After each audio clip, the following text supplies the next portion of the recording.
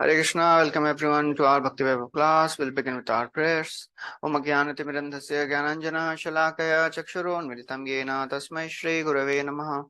Shri Chaitanya Manobhishtam Sthapitam Yena Bhutale Swayam Rupa Kadamahyam Dadati Swapadantikam Vandeham Shri Guru Shri Yuta Padakamalam Shri Gurun Vaishnavamsha Shri Rupam Sagrajatam Sahagana Raghunathanvitam Tam Sajivam Sadvaitam Savadhutam Parijana Sahitam Krishna Chaitanya Devam Shri Radha Krishna Padan Sagana Lalita Shri Vishakhan Vitamsha He Krishna Karuna Sindhu Dinabandhu Jagatpate Gopesha Gopika Kanta Radha Kanta Namaste Tapta Kanchana Gaurangi Radhe Vrindavaneshwari Vrishabhanu Sute Devi Pranamami Hari Priye वाञ्छाकल्पतरुभ्यश्च कृपा सिन्धुभ्य एव च पतितानां पावनेभ्यो वैष्णवेभ्यो नमो नमो विष्णुपादाय कृष्णपृष्ठाय भूतले श्रीमते भक्तिवेदान्त स्वामी नित्यामिने ते सरस्वती देवे गौरवाणी प्रचारिणे निर्विशेष शून्यवादी पाश्चात्यदेशतारिणे जय श्री कृष्ण चैतन्य प्रभु नित्यानंद श्री अद्वैता गदाधर श्रीवासदि गौर भक्त वृंद Hare Krishna Krishna Krishna Hare Hare Hare Ram Ram Ram Hare Ram, Ram Ram, Hare Hare, Hare Krishna welcome everyone we are Hare discussing Krishna. Canto of Srimad Bhagvatam and we are on chapter 7. So I think we completed the 7th chapter. So The seventh, We completed sixth chapter. chapter. Sorry, yeah. 6th chapter we have completed. So this is a section going on where Narad Brahma Samvad is happening. And Narad Muni asks in the beginning of the 5th chapter a few questions. And in response to those questions, Brahmaji, he has answered them very nicely. So Narad Muni has asked about the nature of this world and nature of this about the soul, about the super soul, and about this material world. So he has asked about matter, spirit, and controller of both. So in response to these questions, Narad Muni, Brahmaji, he has answered them very, very nicely. Yad rupam yad adhishthanam yata srishtam idam prabho yat samstam param yaccha. So all these 6 questions he has described in 5th chapter and the 6 chapters. 3 questions in 5th chapter, 3 questions in the 6th chapter. And after describing all these things, Brahmaji says, you wanted to hear about Purusha avatars, so I have described to you all these Purusha avatars. How this creation is manifested by Karanodakshaya Vishnu, then Garbhodakshaya Vishnu, and now I will tell you about that which I like to speak, I like to hear, I like to discuss, and that is about Leela Avataras. Pradhanyatoyan Rishamamananti Leela Avataran Purushasya Bhumnaha Apiyatam Karnakashaya Shoshan Anukramisheta Iman Supeshan. So I will now describe the beautiful, wonderful pastimes of the Leela avatars. And the 4 qualities of Leela avatars are hearing about the Leela avatar Katha is, it is Karna Kashaya Shoshan. It counteracts all the foul matters accumulated in the heart, in the ear.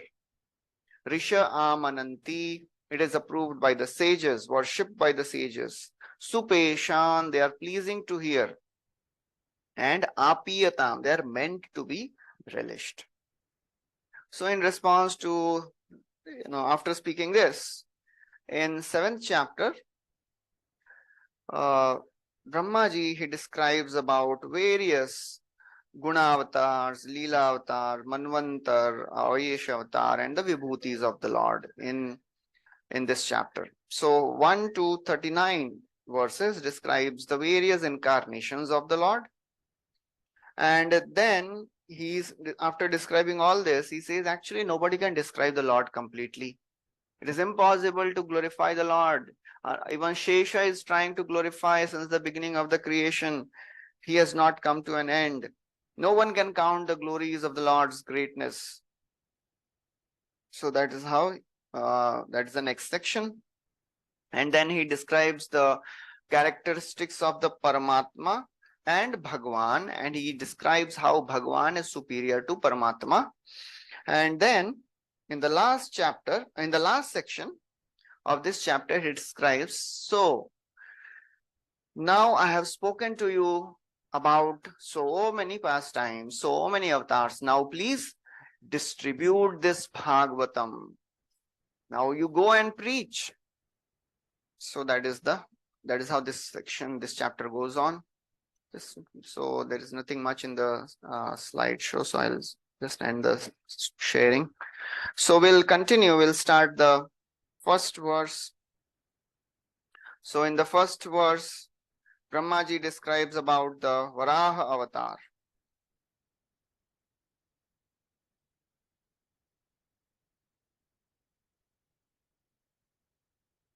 Oh, just give me one minute. I'll just get my other book. It is the second part of the small book. Just a minute.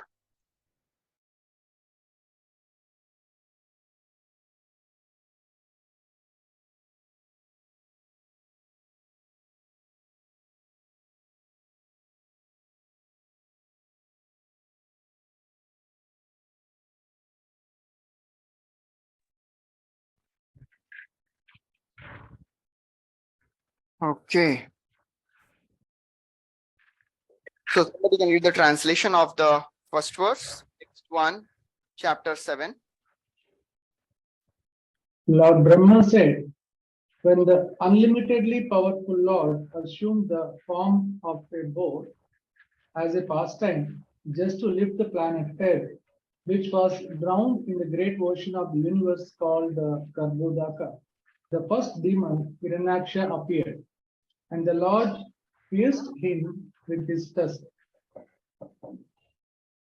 Okay, so this is how first incarnation, which is described as Varahadev. So three activities of the Varahadev are described. So this discussion will come in the third canto in great detail. So there are two avatars of Varaha, Shweta Varaha and Nila Varaha. So Shweta Varaha appears in the first Manvantar, and Nila Varaha appears in the sixth Manvantar, Chakshusha Manvantar. So Chakshusha Manvantar, Varahadev, he lifted Mother Earth and he killed Hiranyaksha. And the Shvetavara, he just lifted the Mother Earth, which has sunk in the Garbhodaka ocean. So these are the few qualities which are described. So that unlimitedly powerful Lord assumes the form of a boar. So Prabhupada writes that Brahma is the first demigod and Hiranyaksha is the first demon in this universe. Adi Daitya, so Hiranyaksha is called as Adi Daitya there. In the third canto it is described. He's Adi Daitya. Oh yeah, here also it is mentioned. Upagatam Adi Daityam. So he is the first demon who was killed by Varahadev. Then Prabhupada writes in the purport that just like Lord can float so many billions of planets in the sky, so it is not a big thing for the Lord to make this Bhumandal float. It is not a big thing. Just like Ram Navami was there 2 days before, and we know how Lord Ram, he made the stones float in the water. So it is not a big thing for the Lord to do all these things. As Krishna himself says in Bhagavad Gita, Gama Vishya Bhutani Dharyahame Ojasa. So I enter all the planets and I keep them afloat. So it is not a big thing for the Lord to make the planets float in the air. So Prabhupada writes, the floating of the planets in the weightless air is due to the inner constitution of the globe and the modernized drilling of the earth to exploit oil from within is a sort of disturbance by the modern demons. and can result in a greatly harmful reaction to the floating condition of the earth. So Prabhupada is just describing why Mother Earth had gone in the ocean. So Prabhupada mentions this, that because Hiranyaksha was mining lots of gold. So there was an imbalance, and therefore the earth fell down. And then Prabhupada quotes this Jayadev Goswami, how he has glorified about this whole pastime in his Dashavatar Stotra. Vasati Dashana Shikhare Dharani Tava Lagna Shashini Kalanka Kaleva Nimagna Keshavadrita Shukara Rupa Jai Jagadisha Hare. So this is how Varahadev is described by Jayadev Goswami. And Prabhupada writes, this is the symptom of an incarnation. Incarnation of the Lord is not a concocted idea. Nobody can just out of the blue say, I am also God. So anybody who is claiming that he is God, he has to prove himself by doing some extraordinary activity. Prabhupada writes, the modern creators of many cheap incarnations may take note of the factual incarnation of the Lord as a gigantic boar with a suitable snout to carry the planet Earth. So that's how nobody can claim to be God. A bona fide incarnation of the Lord should be mentioned in the scriptures, should be approved by the acharyas, should have bodily symptoms of a great personality. There are 32 bodily symptoms of a great personality. So it is mentioned in Chaitanya Charitamrita. Sapta dirgha, pancha dirgha, pancha sukshma, sapta rakta, shadunnataha, trirasva, pritugambhiro, dvatrimshal lakshano mahan. The 32 symptoms of a great personality. So they should be mentioned. They should be appearing in the body of a person who is claiming to be God. Okay. So Prabhupada then writes in the last few lines. According to Srila Jiva Goswami, Devan Hiranyaksha was killed by the hand of God. Therefore, his version is that after being killed by the hand of the Lord, the demon was pierced by the tusk. Srila Vishwanath Chakravarti Thakur confirms this version. Okay. Because we know the story of Varahadev. He just slapped Hiranyaksha at the base of his ear and he died. Here it is mentioned he pierced him with his tusk. So he says, yes, that was also the same thing. After being killed by the hand, demon was pierced by the tusk. That is some other inner story. The details of how the demon was killed. Okay, next verse. Okay, we can recite this verse. Jato ruchera janayat suyaman suyagya. Jato ruchera janayat suyaman Akuti sumaranatha dakshinayam. Akruti sutuna dakhinayam Lokatrayasya mahati maharadyadartim. Lokatrayasya mahati maharadyadartim Hariritya nuktaha. Swayambhuvena manata haririktas bhukta. The Prajapati first begot Suyajana in the womb of his wife Akuti, and then Suyajana begot demigods headed by Suyama in the womb of his wife Dakshina. Suyajana as the Indraveda diminished very great miseries in the three planetary system, upper, lower, and intermediate. And because he so diminished the miseries of the universe, he was later called Hari by the great father of mankind, namely Swayambhu Manu. Hare Krishna.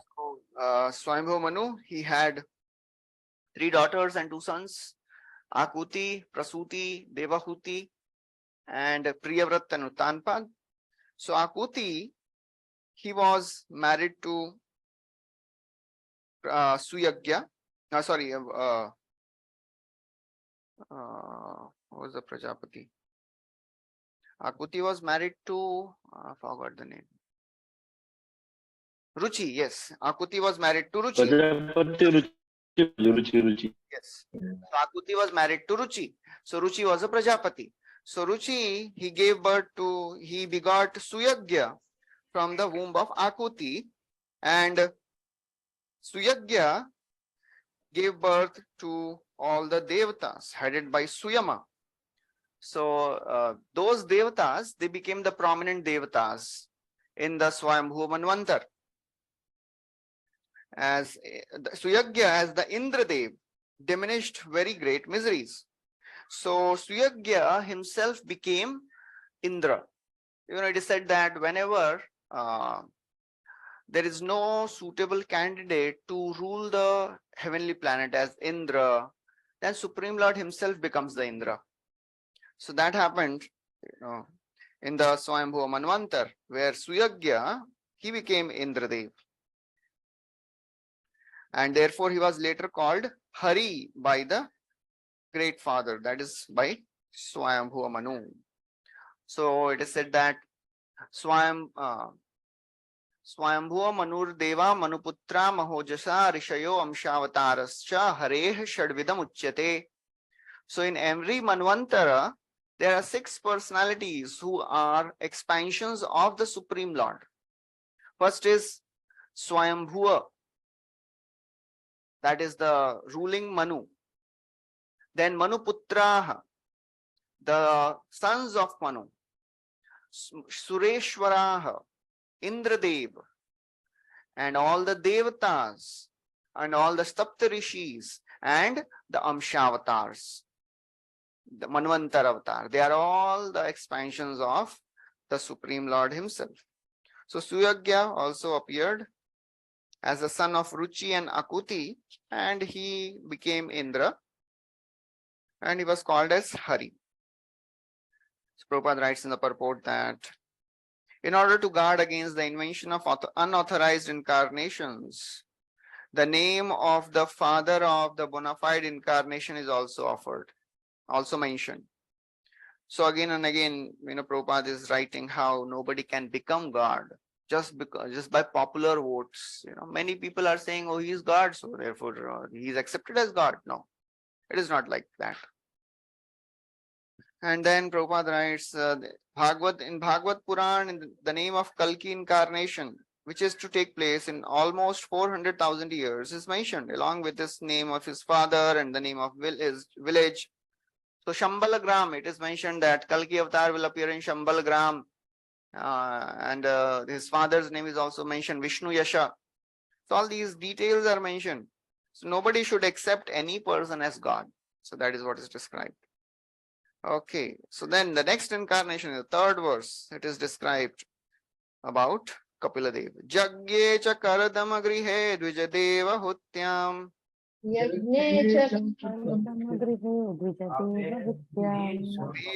Samam navabhiratma gatim swamatre.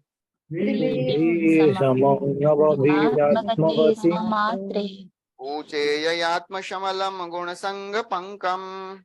Gunasangapanka Kapalasya gatim prapede. Asmin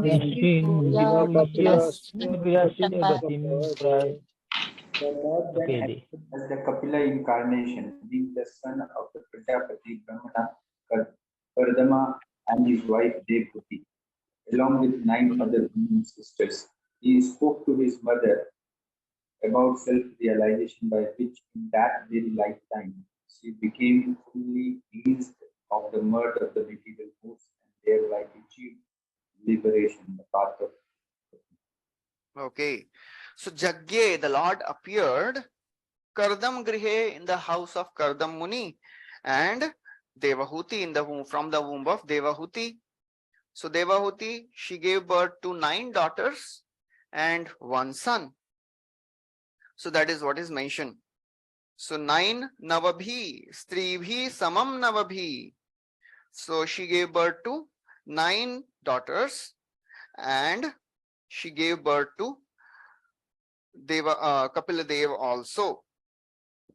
And this Kapila taught her the science of self-realization, Atma Gatim. So this Kapila he taught to his mother, Swamatre, to his own mother, he taught the science of self-realization, Uche. Uche means he spoke. And by this, what happened? By this knowledge, she became cleansed. Yayatma, Uche, Yayatma, Shamalam, Guna Sanga Pankam. This comes in the third canto in great detail. 25th to 31st chapters describe the teachings of Kapila Dev. And Prabhupada has mentioned, spoken so many lectures on this, so many classes, that it has come out as a book, Teachings of Lord Kapila, the son of Devahuti. So Devahuti, after she was married to Kardamuni, and she was serving Kardamuni very nicely, in a very humble way, dedicatedly, without expecting anything, without caring for herself. And after serving like this for many years, Kardamuni, once he realized that this lady is serving me without any expectations, he became very pleased with her, and he said that just by your service you have pleased me, and you will get all the credits which I have received by the practice of devotional service. And Devahuti, then she tells that, oh, I'm so very pleased, I'm so very happy that I have a husband like you, but you have promised to my father that you will give me a child, so please give me a child. So then, and she says that, oh, actually, please make my body suitable so that I can also associate with you. Then Kardamuni created a whole spaceship, aerial mansion, 7-storied aerial mansion. And so a wonderful description is given. And then Devahuti and Kardamuni, they, go to various places all over the universe. All the holiday resorts they visit of all this universe. And then they come back after 100 years of enjoyment. And then Kardamuni expands in 9 forms and gives 9 daughters to Devahuti. And then, as told, as promised to, as spoken to Swayambhuva Manu, he had told in the beginning only, I'll leave as soon as I give children to your daughter. So he is leaving. So then Devahuti, she tells that, oh, you have not given me fearlessness. You have given me child, but you have not given me fearlessness. How will I live after you go? So please give me a son also. Then Kardamuni stays back, and then they did tapasya for some more years, and then Supreme Lord appears as Kapila Dev. And as Lord appeared as Kapila Dev, Brahmaji comes and he speaks that this child is none other than Supreme Lord, and he will disseminate this knowledge of Sankhya. And then Kardamuni, as spoken, as told to Swayambhuva Manu, he leaves this home and he achieves perfection. And then Devahuti was staying with her son.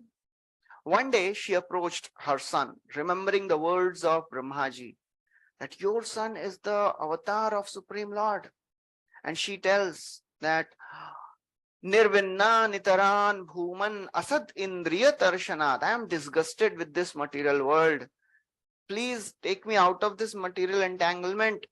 You are Sat Chakshu, you are my transcendental eye. You are like the torch, you are the transcendental torch. You are like the sun.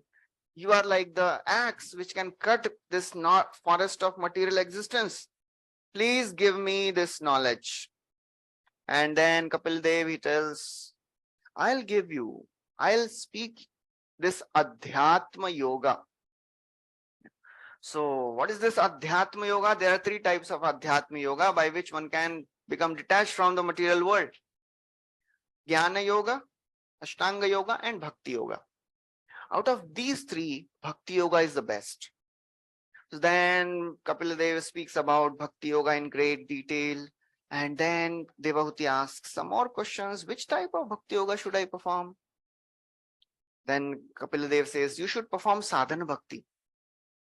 Devanam, Gunalinganam, Anushravika Karmanam. All this verse comes there. That is sadhana bhakti. And then Devahuti says, okay, I understood that I have to practice bhakti. Can you tell me about jnana also something little bit? Can you tell me about yoga also? Then 26th and 27th chapter describes jnana yoga and Ashtanga yoga. And ultimately, Devahuti is satisfied. And then Kapil Dev leaves. And in due course of time, Devahuti, she practiced this bhakti yoga and she also became liberated. So that is the whole story of third canto, Kapila, instructions to his mother. So Prabhupada writes in the purport about this in brief, he focuses on this word Atma Gatim. Atma Gatim is significant in the sense of perfect knowledge of the Supreme. One should not be satisfied simply by knowing the qualitative equality of the Lord and the living being. One should know the Lord as much as can be known by our limited knowledge. So although nobody can know the Lord in full, but still we should try and understand whatever we can. Otherwise, our intelligence will not get purified, our tongue will not become purified. We should understand and we should speak also. Anyone remembers any verse where, and this is spoken by a person, that if I don't speak about your glories, my tongue will become unchaste? Who speaks this? Maitreya Muni speaks to Vidura. Yeah. So Maitreya Muni is telling to Vidurji that although I cannot, anybody knows the verse? Yeah. Yes. Tathapi kirtayami anga yathamati yathashrutam kirtir harer swam satkartum giram anya abhidha asati. So therefore, I'll speak as far as my intelligence goes and whatever I have heard. So one should speak and one should hear whatever he can. So therefore, Kapila Dev, he spoke to a considerable extent about this Sankhya philosophy by which we can know this material world and we can know the Supreme Lord also. So Prabhupada writes in the purport, Lord Kapila instructed his mother fully about the personal form of the Lord, and thereby she realized the personal form of the Lord and was able to achieve a place in Vaikuntha Loka where Lord Kapila predominates. Every incarnation has his own abode. Therefore, Lord Kapila also has his separate Vaikuntha planet. And then Prabhupada in the next paragraph describes that Lord appears as various incarnations: Amshavatar, Kalavatar, Gunavatar, Yugavatar, Manvantaravatar, Shaktyaveshavatar. And one can achieve perfection in life by the practice of devotional service. Mam chayo avyabhicharena bhakti yogena sevate sagunan samatityaitan brahma bhuyaya kalpate. And then in the last paragraph, Prabhupada focuses on this word Kapilasya gatim prapede. Asmin vidhuya Kapilasya gatim prapede. She achieved the path of liberation, the path of Kapila. What is this path of Kapila? Prabhupada writes, the devotee with thus with proportionate improvement of transcendental devotional service, the devotee makes definite progress towards Brahmagati or Atmagati and ultimately attains Kapilasya Gati or the abode of the Lord. So that is how a person progresses in the devotional life or spiritual life and ultimately reaches devotion. Brahmagati, Atmagati and Kapilasya Gati. So Brahmagati means the knowledge of the impersonal Brahman. Atmagati, knowledge of the soul. And Kapilasya Gati, knowledge about the personal form of the Lord. So that is a gradual progress of a living entity on the path of spiritual development. Bahunam Janmanam Ante, it may take many lifetimes. But if somebody directly comes to practice of bhakti, that is the most fortunate thing. Prabhupada writes, the antiseptic potency of devotional service to the Lord is so great that it can neutralize the material infection even in the present life. Even in this life also we can get liberated. What is this called? Sanskrit words. One is liberated while living in this world. Nectar of Devotion describes particular word is used. While living in this world, one is liberated. Jivan Mukta. Jivan Mukta. Yes.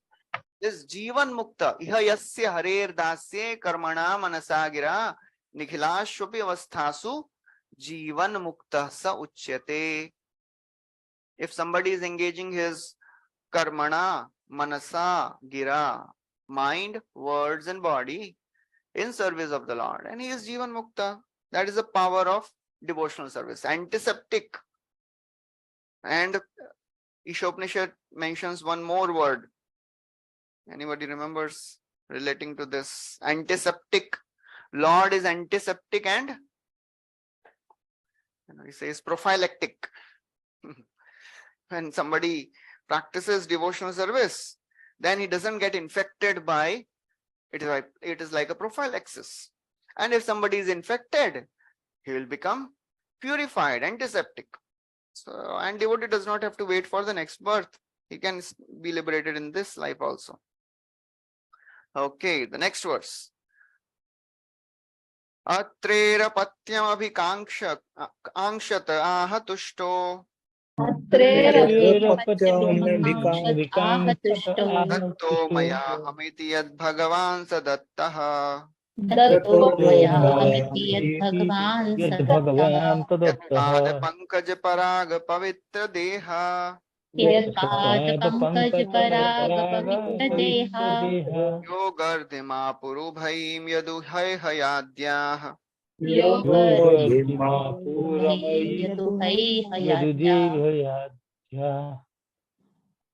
great sage Arti prayed for offspring, and the Lord, being satisfied with him, promised to incarnate as Arti's son, Dattatreya. Datta, the son of Atri. And by the grace of the lotus feet of the Lord, many Yadus, Haihayas, etc. become so purified that they obtain both material and spiritual blessings. Hare Krishna. Okay, so this is the fourth avatar mentioned, Dattatreya. Dattatreya is son of Atri and Anusuya.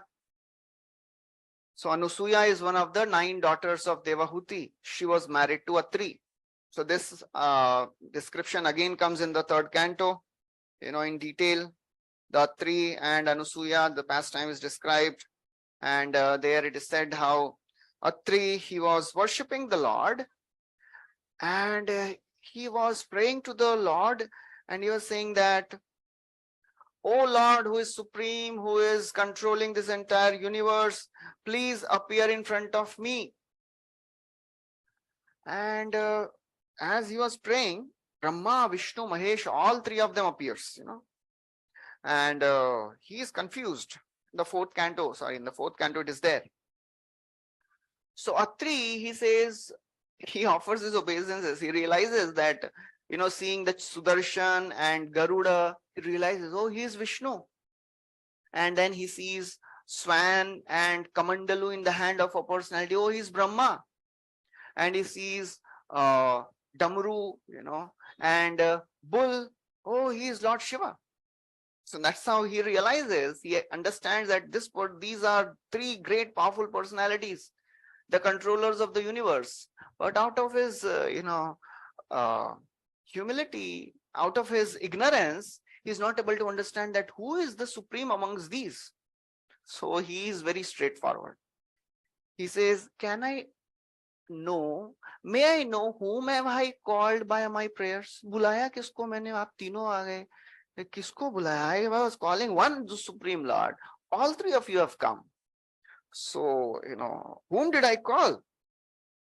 So then there Prabhupada writes that Atri was not a pure devotee. He didn't know who is the Supreme Lord. He was a Jnani. So therefore he didn't have, full understanding of who is the Supreme Lord. So then the three lords, they say actually we all are supreme. And in one sense, that is also right. Brahma is a creator, a maintainer. Vishnu is a creator. Shiva is the annihilator. So all three of them, they gave uh, blessings to a tree. And expansion of Lord Shiva appeared as Durvasa Muni. Expansion of Brahmaji appeared as Somdev. And Lord Vishnu, he incarnated as Dattatreya. That is what is mentioned. And this Dattatreya, he propagated the impersonal philosophy. And he taught this philosophy. It comes in the 11th canto. This personality had 24 gurus. So this was Dattatreya. So he learned from this nature. And it is also described that he taught this to Haya. So that is Kartivirya Arjuna. So Kartivirya Arjuna was instructed by this Dattatreya also. So that's how it is. It will come. The story comes in the 9th canto. Kartivirya Arjuna worshipped Dattatreya and he got the blessings of Dattatreya. That's how he became very, very powerful. So that is mentioned. So Prabhupada in the purport, he focuses on this theme that Atri, he got Dattatreya as his son. And Prabhupada writes, one can worship the Lord in various relationships: Dasya, Sakhya, Vatsalya, Madhurya, Shanta. So sage Atri was related to the Lord in affectionate Vatsalya Bhav. That's how he got purified. Although he didn't know, but he got purified by getting Dattatreya as his son. And then in this purport, Prabhupada writes, the father actually serves the son, whereas the son only demands all sort of services from the father. Therefore, a pure devotee is always inclined to serve the Lord, wants him as the son and not as the father. The Lord also accepts such service from the devotee, and thus a devotee becomes more than the Lord. But the Mayavadis, the impersonalists, they want to become one with the Lord. But a devotee, he becomes more than the Lord. He gets to control the Lord. Lord is controlled by his devotees, his mother, his father. All the gopis, they are controlling Krishna. They are telling Krishna, if you dance, I'll give you sweet. And Krishna is dancing. Oh, Krishna, Nanda Maharaj says, Krishna, bring my slippers. And Krishna would keep the slippers on the head and he would come. That's how devotee becomes greater than the Lord. Thus, the devotee of the Lord does not seek them separately. Them means material enjoyment or salvation or mystic powers. The valuable time of one's life must therefore be fully engaged in devotional service. The other achievements are automatically gained. Whatever one wants by the practice of karma, jnana, yoga, tapa, dana, everything is achieved by the service of the Lord. Yat karmabhir, yat tapasa, jnana vairagya, shayat yogena, dana dharmena, shreyo bhiritarairapi, sarvam madbhakti yogena, madbhakto labate yanjasa, swarga, apavarga, madhama, katanja divanchati. Whatever a devotee wants, one can achieve perfection. One can achieve that. And then Prabhupada, he makes a very, very important point that although the Lord himself instructed and gave blessings to Haya, Kartivirya Arjun, but what happened to Kartivirya Arjun? He was killed. Prabhupada writes that even after obtaining such achievements, one should be on guard against the pitfall of offenses at the feet of devotees. The vivid example is Haya, who achieved all such perfection in devotional service, but because of his offense at the feet of a devotee, he was killed by Parshuram. So this Kartivirya Arjun, once he was in the forest hunting, and he went to he was traveling with his army, and they became hungry and thirsty. So they went to Jamadagni. There was a sage in the forest, a small kuti he had. So Jamadagni, he welcomed Haya Kartibir Arjun, and he said, please stay for some time, wait for some time, I'll make arrangements for prasad. And Jamadagni, he had a Kamadhenu cow. So with the help of this Kamadhenu cow, Jamadagni, he manifested such a wonderful feast for everyone. And Kartibir Arjun was shocked. And how come the small sage, staying in the small hut in the middle of the forest, is arranging so much? So he said, how are you doing all this? So Jamadagni says, I have a Kamdhenu cow and she gives me everything. And Kartibir Arjun said, oh, well, whatever great object a person has, it should belong to the king. So please give me this Kamdhenu cow. And he takes away the cow forcibly. And this Jamadagni, he was pleading. And when Parshuram, he hears this, he becomes very angry. Long story. So ultimately, Parshuram goes, and then his father is killed by, Jamadagni is killed by the sons of Kartibir Arjun, because Parshuram, he wants to take revenge. So he goes and he kills Kartibir Arjun. So that is the story which comes in the 9th canto. So that is what is described, because Haya Kartibir Arjun offended Jamadagni. So ultimately he was also killed by Parshuram. Okay, next verse describes 4 Kumaras. Taptam tapo vividha loka sisrikshayame. Taptam tapo vividha lokosmi sukhayame. Adau sanat swatapasaha sachatushsano bhut.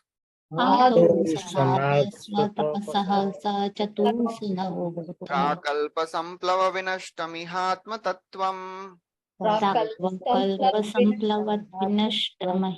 Samyak jagadamunayo yadachakshatatman.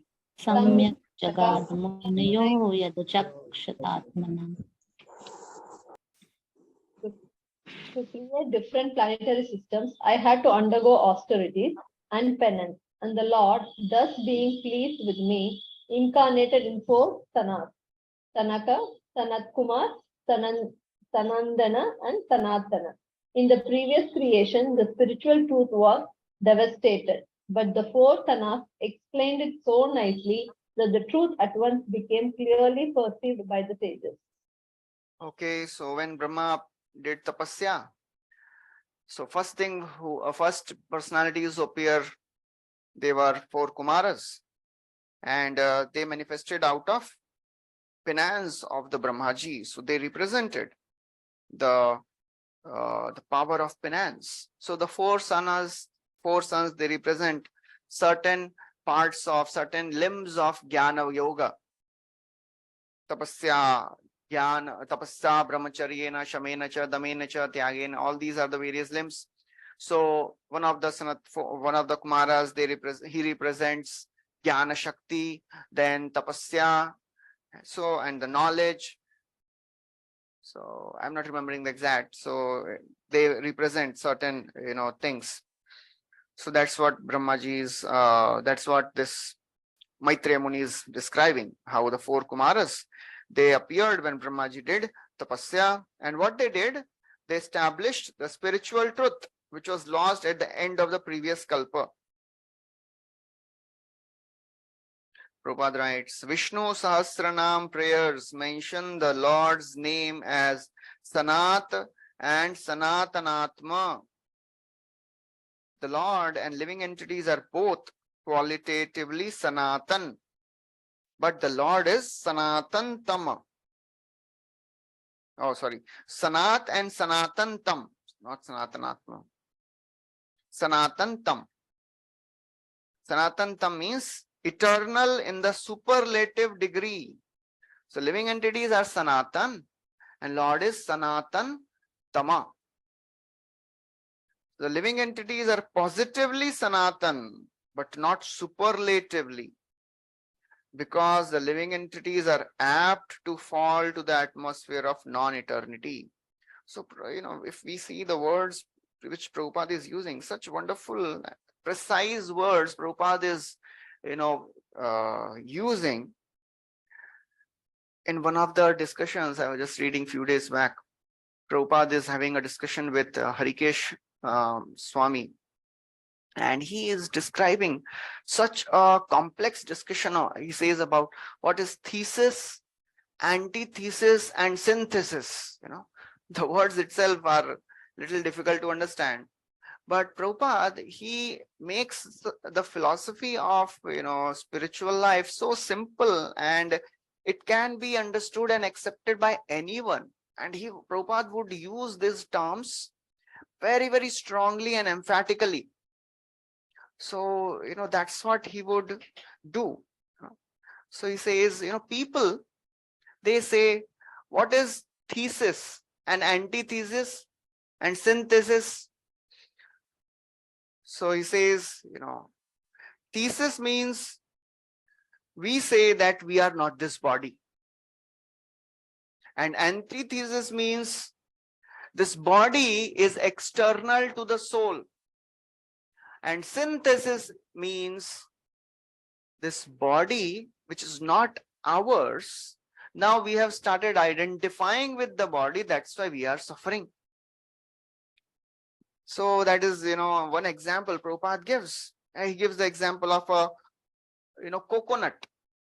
Just like he says that coconut, people, they don't have the information, who doesn't have the information that the inside of the coconut is actually important, the water and the pulp.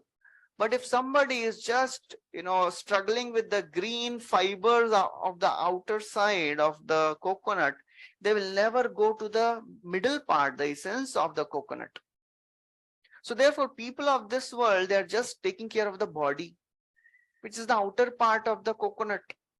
But the inside, the essence, the liquid and the pulp, they are not able to understand. So therefore, they are not able to get the actual happiness. So that's how Prabhupada would, very precisely use various terms just to give the philosophy so that everyone, any ordinary and any scientific person can also understand. So here he is using Sanatan and Sanatantam. Living entities are Sanatan, but they are not Sanatantam, because they fall down in this atmosphere of non-eternity. So that is how Prabhupada writes this. The word Sana is also used in the sense of charity. Therefore, when everything is given up in charity unto the Lord reciprocates by giving himself unto the devotee. Ye yathamam prapadyante. So Brahmaji wanted to create the whole cosmic situation as it was in the previous millennium. And because in the last devastation, the knowledge of the absolute truth was altogether erased from the universe, he desired that same knowledge again be renovated. Otherwise, there would be no meaning in the creation. So, every time Brahmaji gets up, he forgets how to create the material universe again. So therefore, he prays to the Lord, because lower Bhu, Bhu or Swa, they are all submerged in the water. He has to create again. And to get that knowledge, he prays to the Supreme Lord, and Lord appears and he sends this 4 sons, Sanaka, Sanatan, Sanandan, Sanat Kumar. These 4 sanas were incarnations of knowledge of the Supreme Lord. So that is the 5th avatar. And then the 6th and 7th avatar is Naranarayan Rishi. Dharmasya daksha duhitarya janishta murtyam.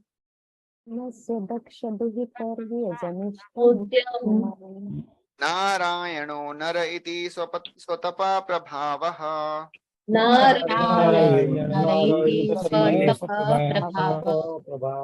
Drishtvatmano bhagavato niyamavapalopam. Atmano bhagavato niyamavalotam Devyastvananga pritana ghatitum na shekuhu.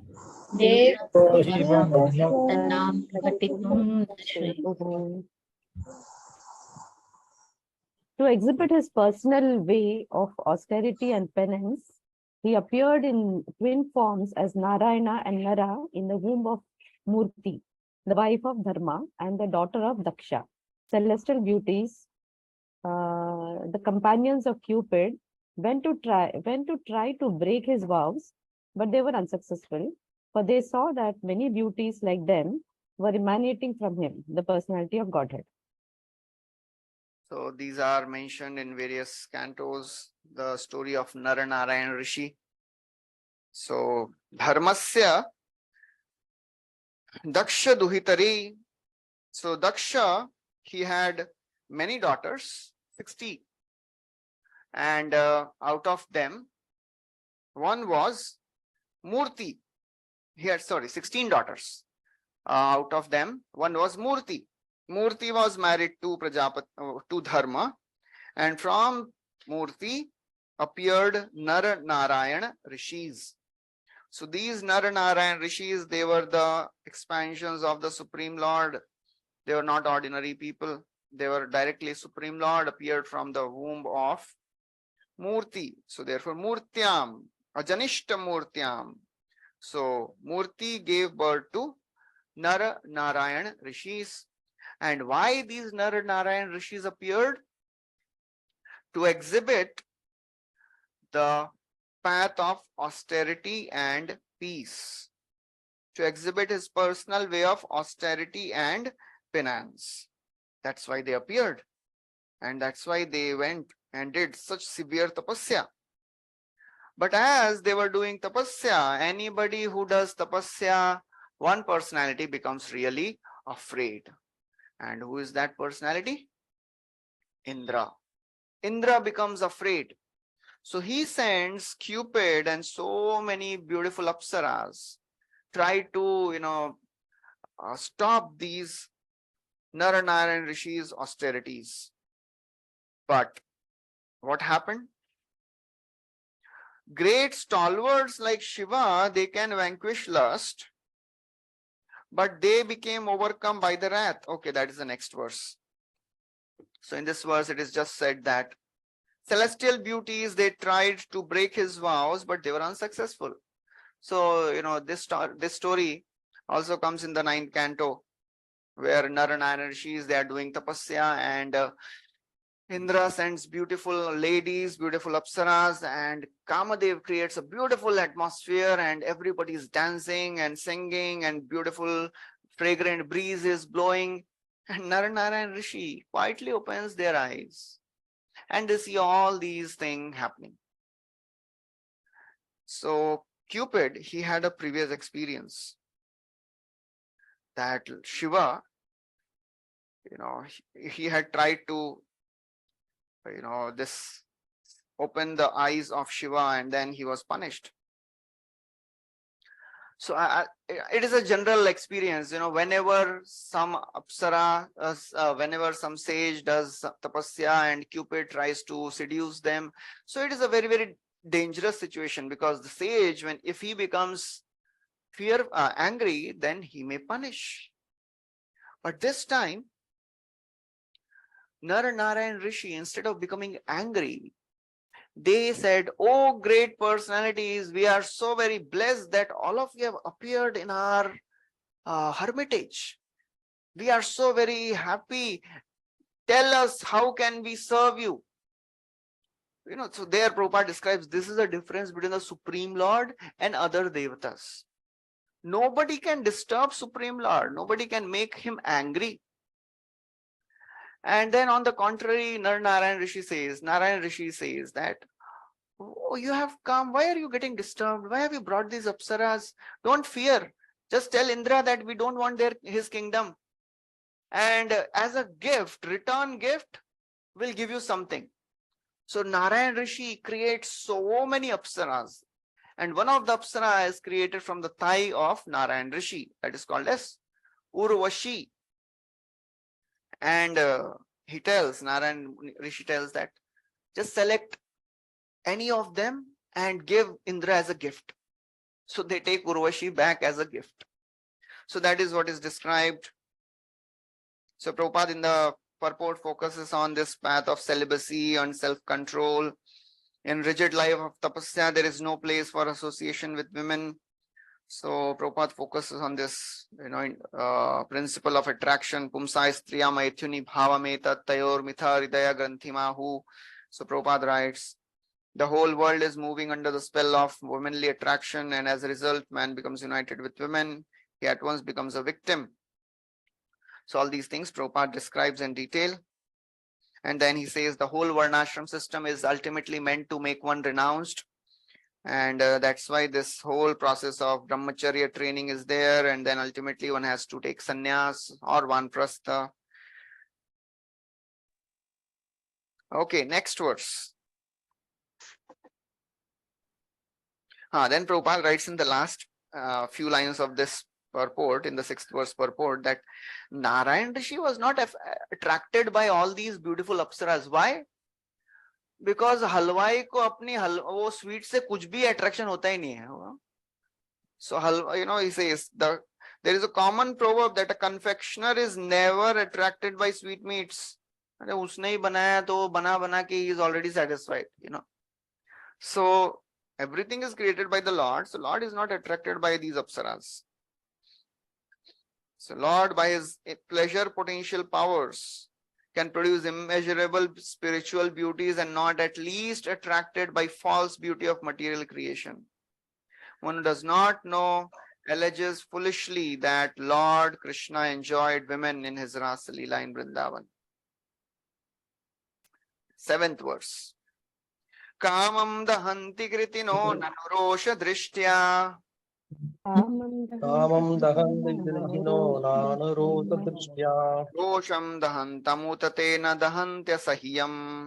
दोषं दहन्तं उत तेन दहन्ति अश्याम् Soyam yadantharamalam pravishan bibheti.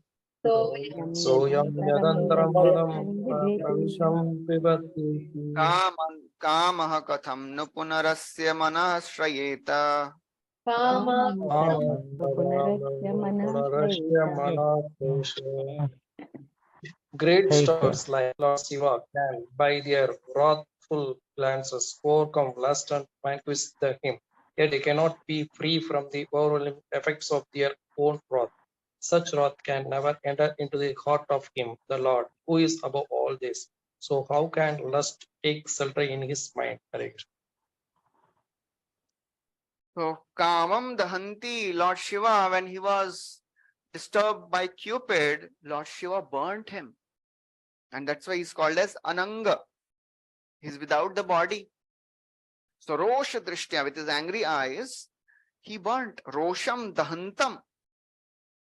He burnt. But such wrath, such anger never enters the heart of the Lord.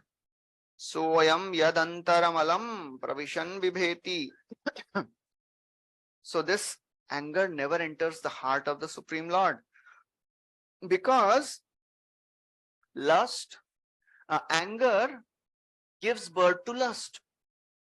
So if anger is not there, then how can lust be there in the heart and the mind of the Lord?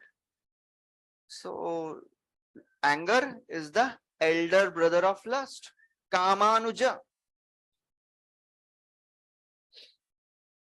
So it is said in the first canto also. Uddama bhava pishunama laval guhasa veeravalokanyato madano piyasam sammuhya chapamajahat pramadottamasta yasya vimathitum kuhakaina sheku.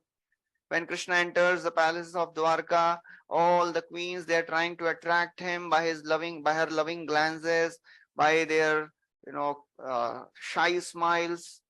But Krishna was not attracted by all these show of feminine beauty. Uddama bhav, all the beautiful emotions, valguhasa, smiling faces, loving glances, vriravaloka, shy glances, madanopi, even Cupid would get bewildered. Sammohya, and in frustration, even Cupid would give up his bow. Sammohya chapam ajahat. Yasya indriya na vimathitum. But these ladies could not disturb the mind of Krishna. So Krishna, the Supreme Lord, is without anger, without lust. So that is the understanding.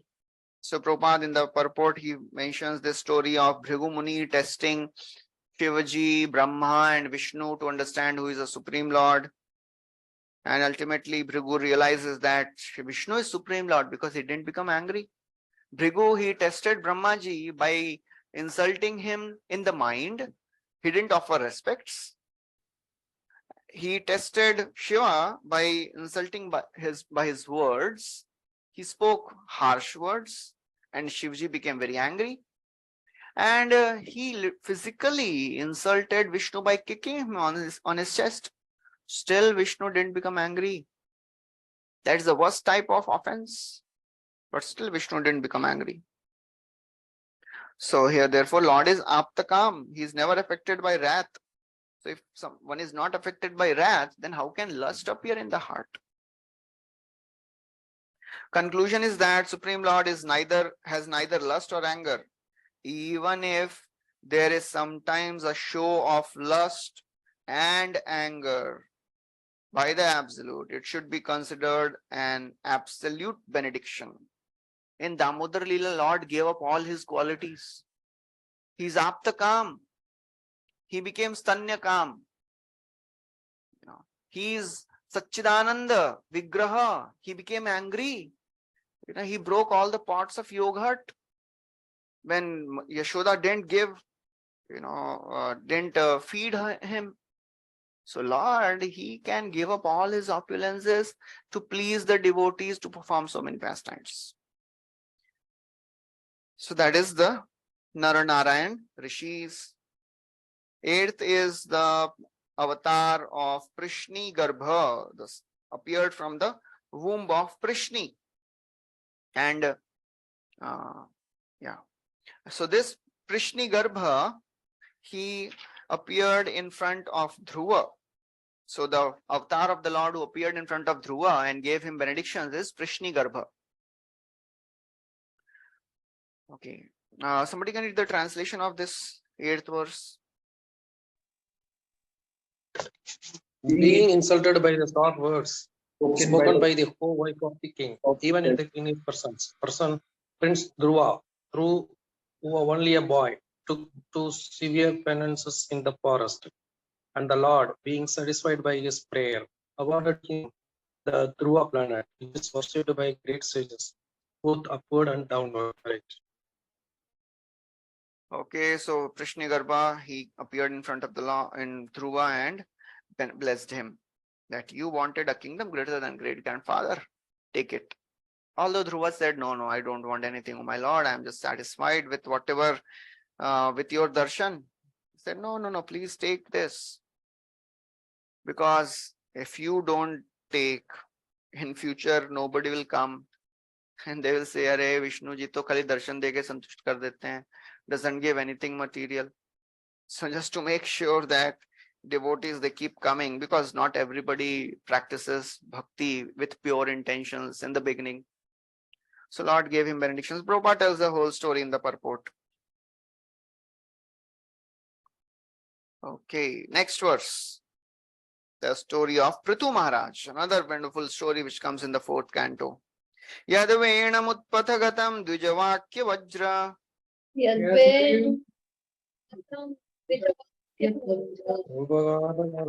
Nishplushta niraye patantam.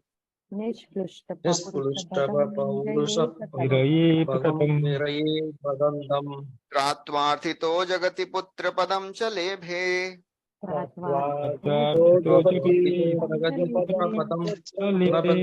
Dugdha vasuni vasudha sakalani yena.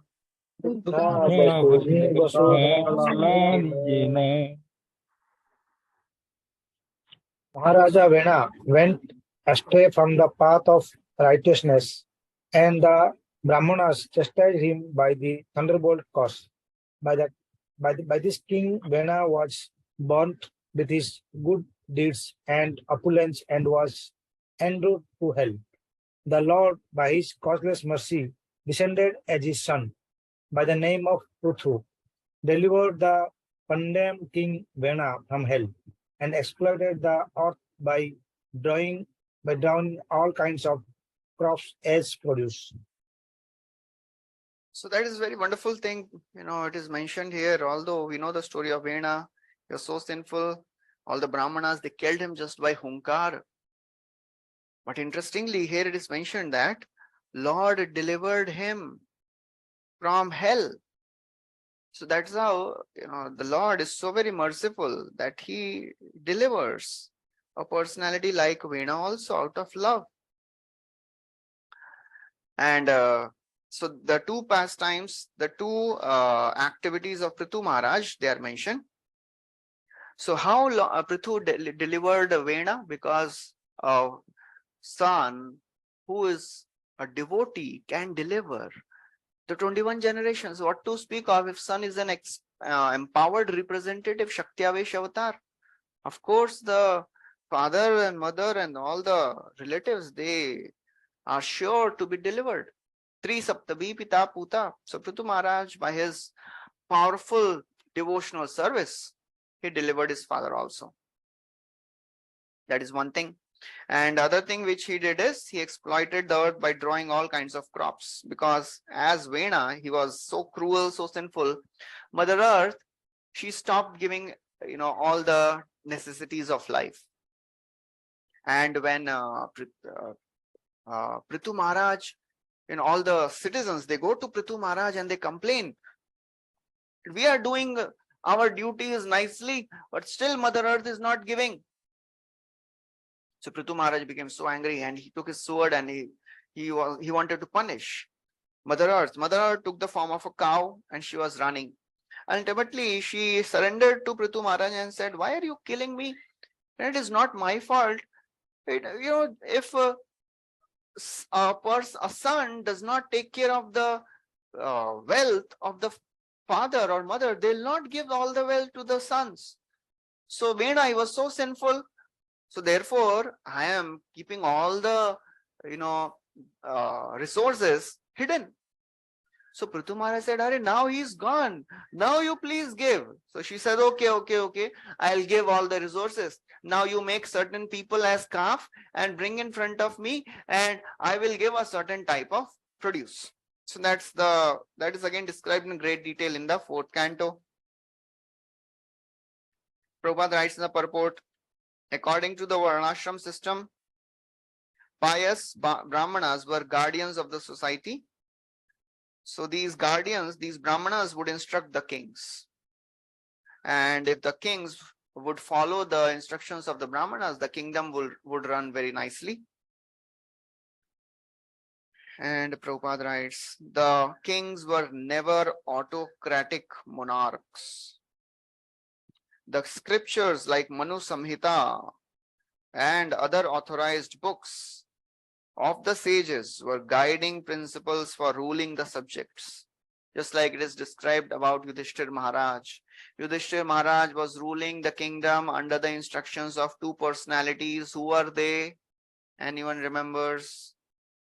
The two personalities under whom Yudhishthir was ruling. Atha Achyutoktam, Bhishmoktam. Bhishmoktam, Atha Achyutoktam. He was following the instructions of Krishna and he was following the instructions of the Deva. So a king always follows the instructions of the great sages. The less intelligent mass of people have very little knowledge of their own welfare, as a child has very little knowledge of its future well-being. The experienced father guides the innocent child towards the path of progress, and the childlike mass of people needs similar guidance. So therefore, the Brahmanas, they would give regular guidance. They were not paid servants, Prabhupada writes. But the Vena, he didn't follow the instructions of the authorities. he disobeyed the Brahmanas. And then Prabhupada quotes this verse from 10th Canto Bhagavatam.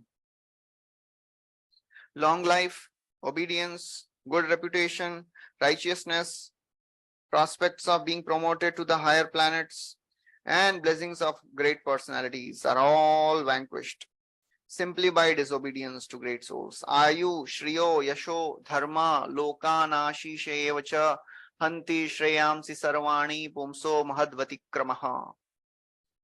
So whenever great personality is offended, all these things, they are lost.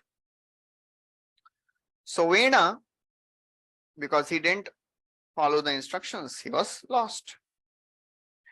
Then Prabhupada writes, when Prithu Maharaj heard about the hellish condition of his father, who was suffering from leprosy in the family of Malecha, he at once brought the former king to Kurukshetra for his purification and relieved him of all the sufferings. Some interesting piece of information Prabhupada is giving here. So how Prabhupada delivered his father Vena?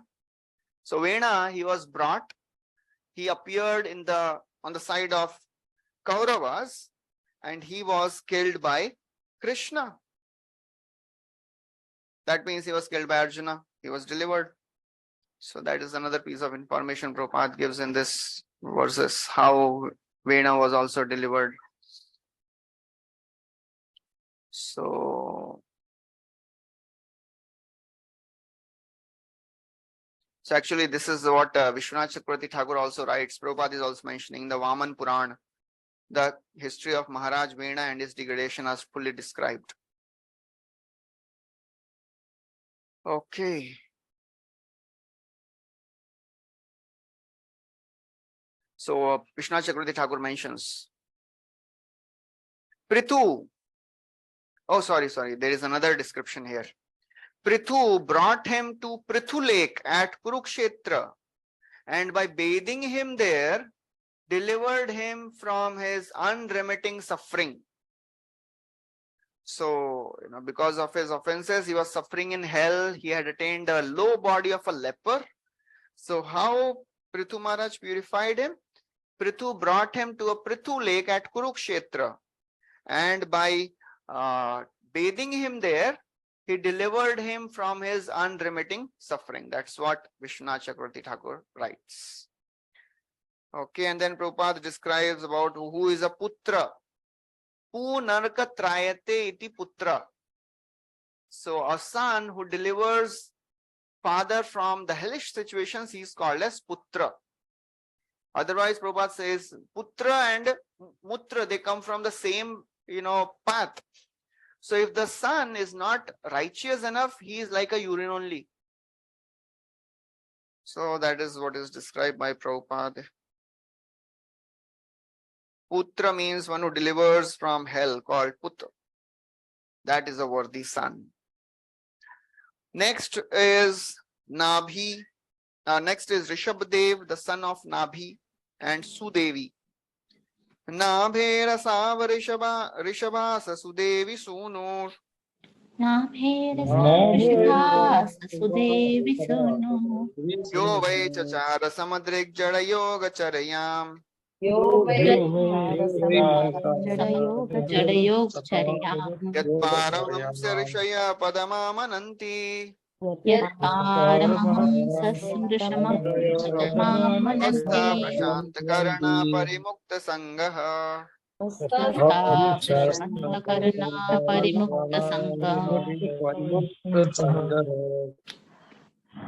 The Lord appeared as the son of Sudevi, the wife of King Nabhi, and was known as Rishabdeva.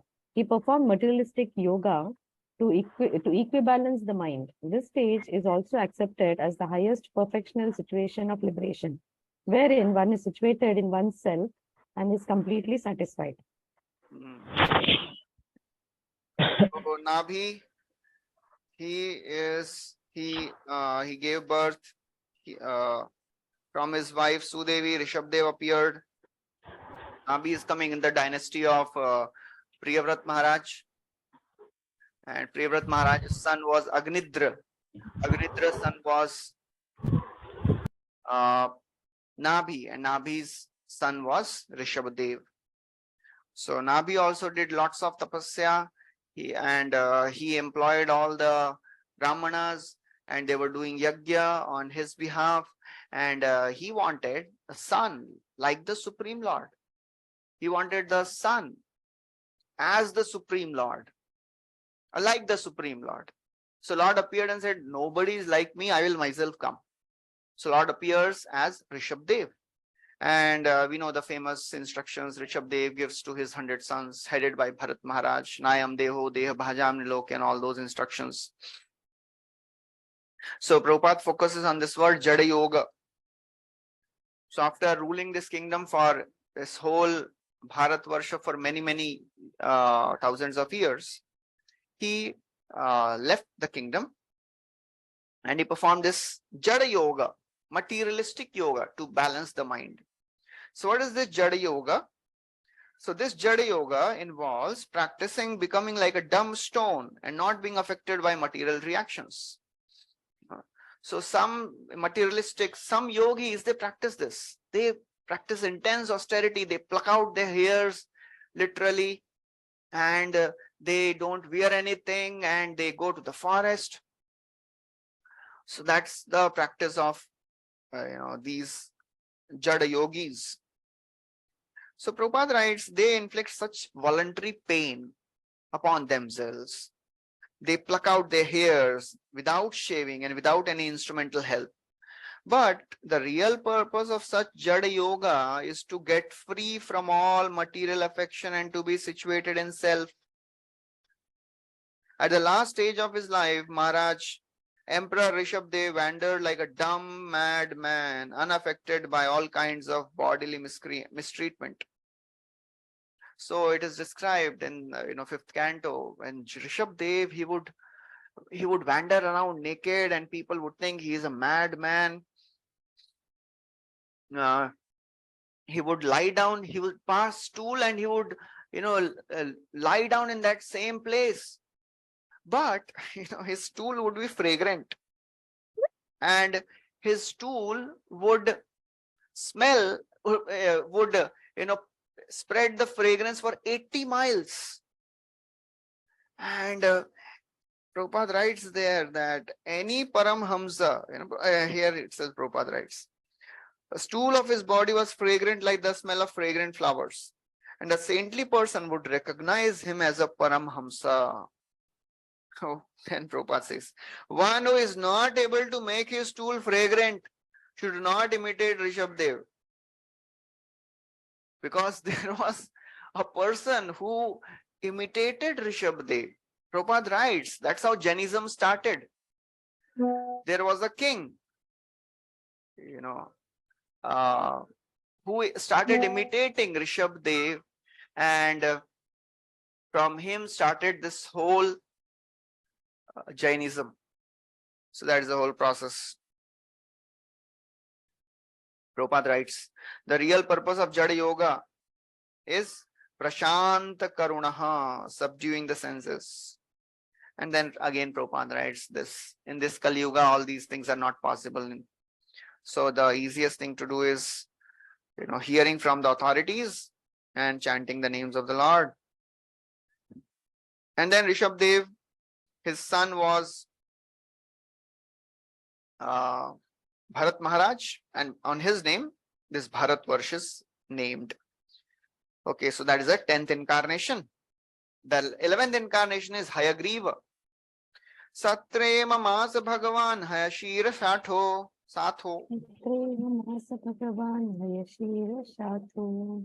Sakshat Sayagya Purusha Tapaniya Varnaha.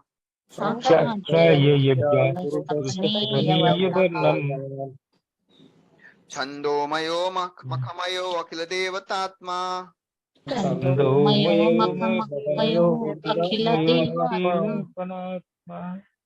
Vacho Babhuvurushati Shwasatosya Nashtaha. The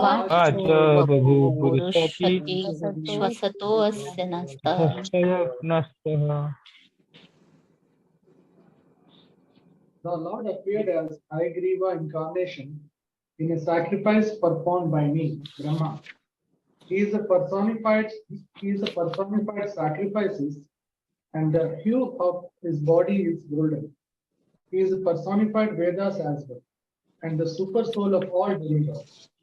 When he breathed, all the sweet sounds of the Vedic hymns came out of his nostrils. Okay, so another incarnation is mentioned, Hayagriva. He appeared in a sacrifice performed by Brahmaji. So Brahmaji is telling the story. So he's saying, I was performing a sacrifice, and then a personality, Hayagriva, appeared. Hayagriva is a personified sacrifice. So when he breathed, all the sweet sounds of the Vedic hymns came out of his nostrils. So then Prabhupada writes, Vedic hymns are generally meant for sacrifices performed by fruity workers who also want to satisfy the demigods to achieve their fruitive result. But the Lord is a personified sacrifice and personified Vedic hymns. Therefore, one who is directly a devotee of the Lord is a person who has automatically both served the purpose of sacrifice and pleased the demigods.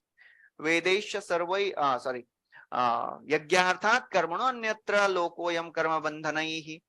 So the purpose of all the sacrifices is to please the Lord.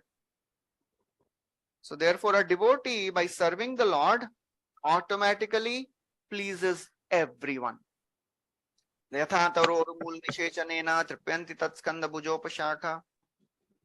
is what is described.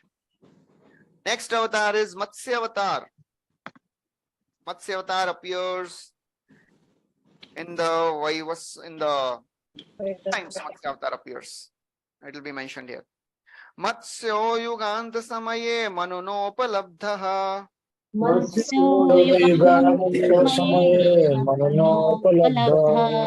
mayo nikhila jivanikaya ketaha. Vishramsitanurubhaye salile mukhan me.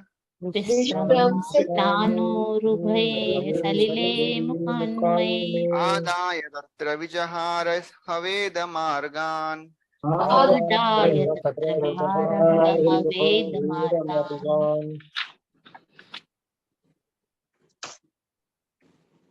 the end of the millennium, the would-be Vaivasvata Manu of the name Satyavrata would see that the Lord in the fish incarnation is the shelter of all kinds of living entities, up to those in the earthly planets.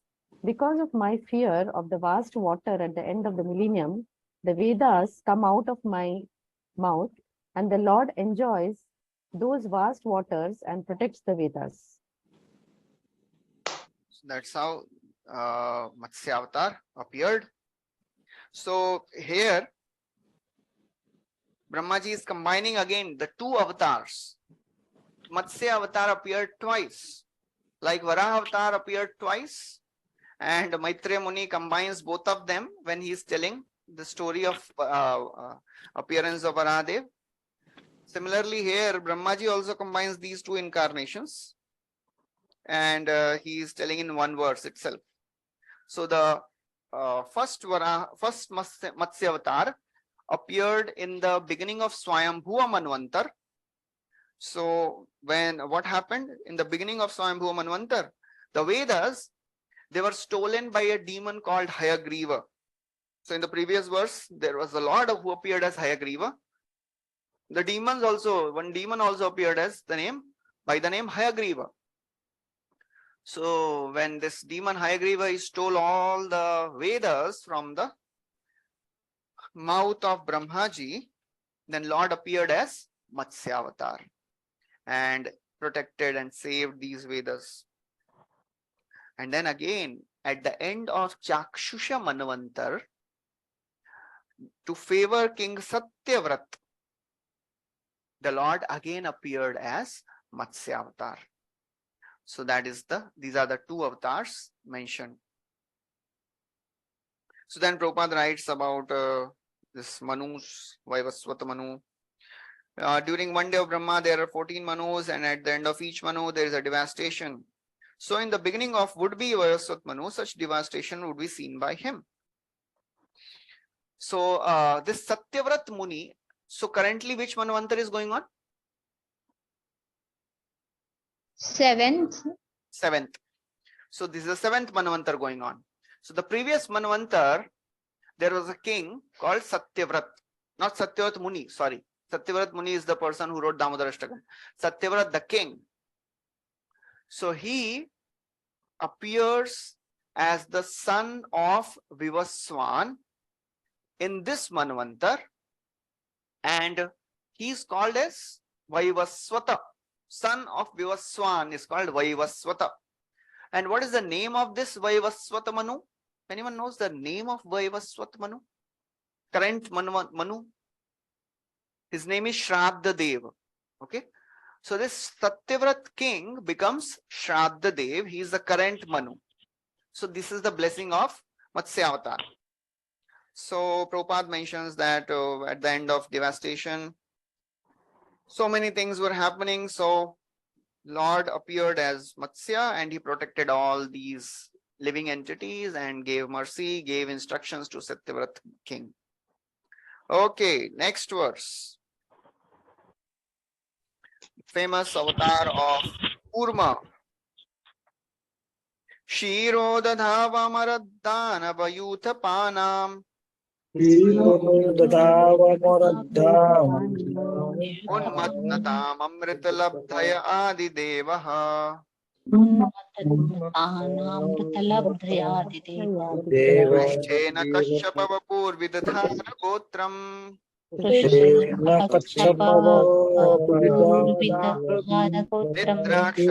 triparivarta kashana kanduh.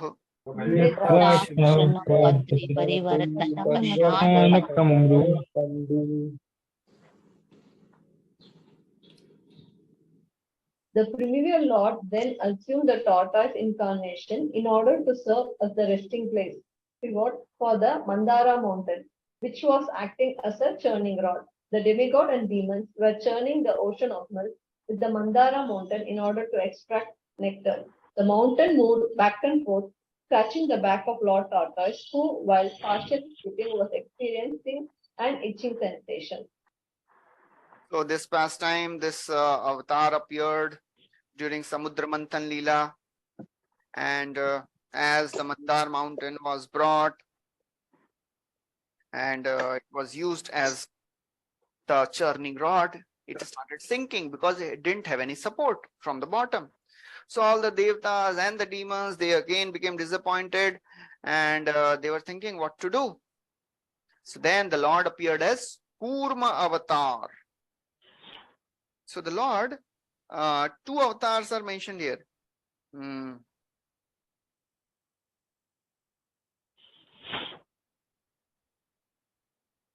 Sorry, one avatar. The Ajita avatar is not mentioned. Okay. So the Mandar mountain, when it was sinking, so first the Kurma avatar appeared, and then it was not steady from above. Then Ajita appeared and supported the Mandar mountain with his 1,000 hands. So this Kurma avatar, in the Shaftar Stotra again, Jayadev Goswami mentions, Shitiriha vipulitare tishtati tava prishthe dharani dharana chakra garishte keshavadrita kurma sharira jaya jagadish hare. So that is again described that Keshava appeared as Kurma. So this Kurma avatar, how big is this Kurma? It is mentioned in the 8th canto in great detail. This Kurma, his back extended for 8 lakh miles. That's how big this Kurma was. And as this Mandara mountain was, moving on the back of this tortoise, he was very, happy. Why? Because he had an itch. And if, somebody has an itch on the back and the hand cannot reach, तो कोई ऐसा if somebody helps in itching, वो बहुत अच्छा लगता है. So Kurma, he had a itch on his back. So as the mountain moved, scratching the back of tortoise, Lord was partially sleeping. So and was experiencing the relief from the itching sensation. So that is what is mentioned here. Okay, so next verse describes the famous avatar of Narsingadev.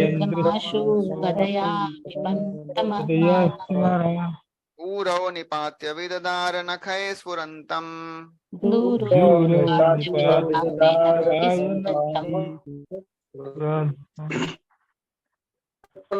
Consumed the incarnation of Narasimhadev in order to vanquish the great fears of the demigods. He killed the king of the Pandavas, Hiranyakasipu, who challenged the Lord with a club in his hand by placing the demon on his thighs and piercing him with his nails, rolling his eyebrows in the anger and showing his fearful teeth and mouth.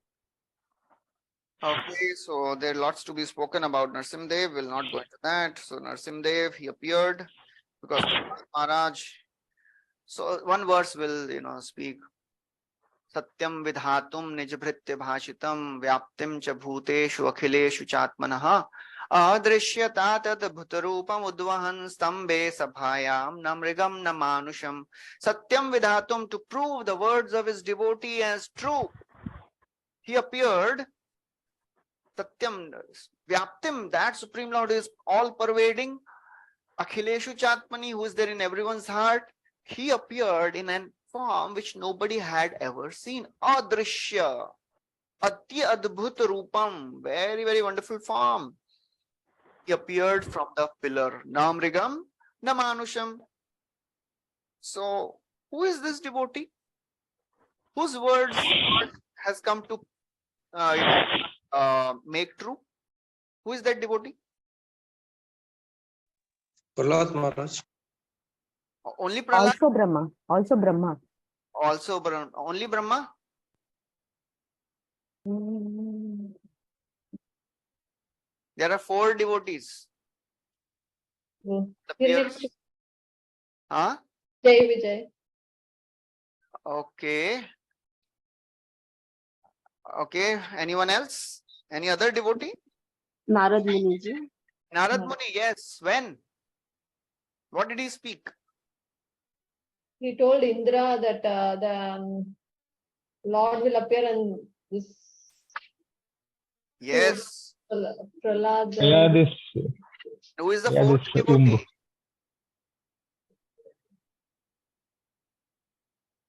Hiranyakashipu, after he tried to kill Prahlad in so many ways, he could not kill him. He tried to pierce him and throw him from the mountain and put him in the pit of snakes, burn him and trample him. Sab kuch try kar liya. He is not getting killed only. So Hiranyakashipu becomes very, very depressed, afraid, and he tells, if this personality cannot be killed, I will be killed. So to prove the words of Hiranyakashipu, Lord appears. Chakravarti Thakur writes all that in the purport. 4 personalities: Brahmaji, Narada, Prahlad, and Hiranyakashipu. Okay, so that's why Lord appeared as Narsimhadev. 15th verse describes another Lord, Hari. Who is that Lord? Who protected Gajendra? Anta sarasya urubalen pade grihito. Sarasya Urbalena Pade Grahena youth patirambuj hasta artaha.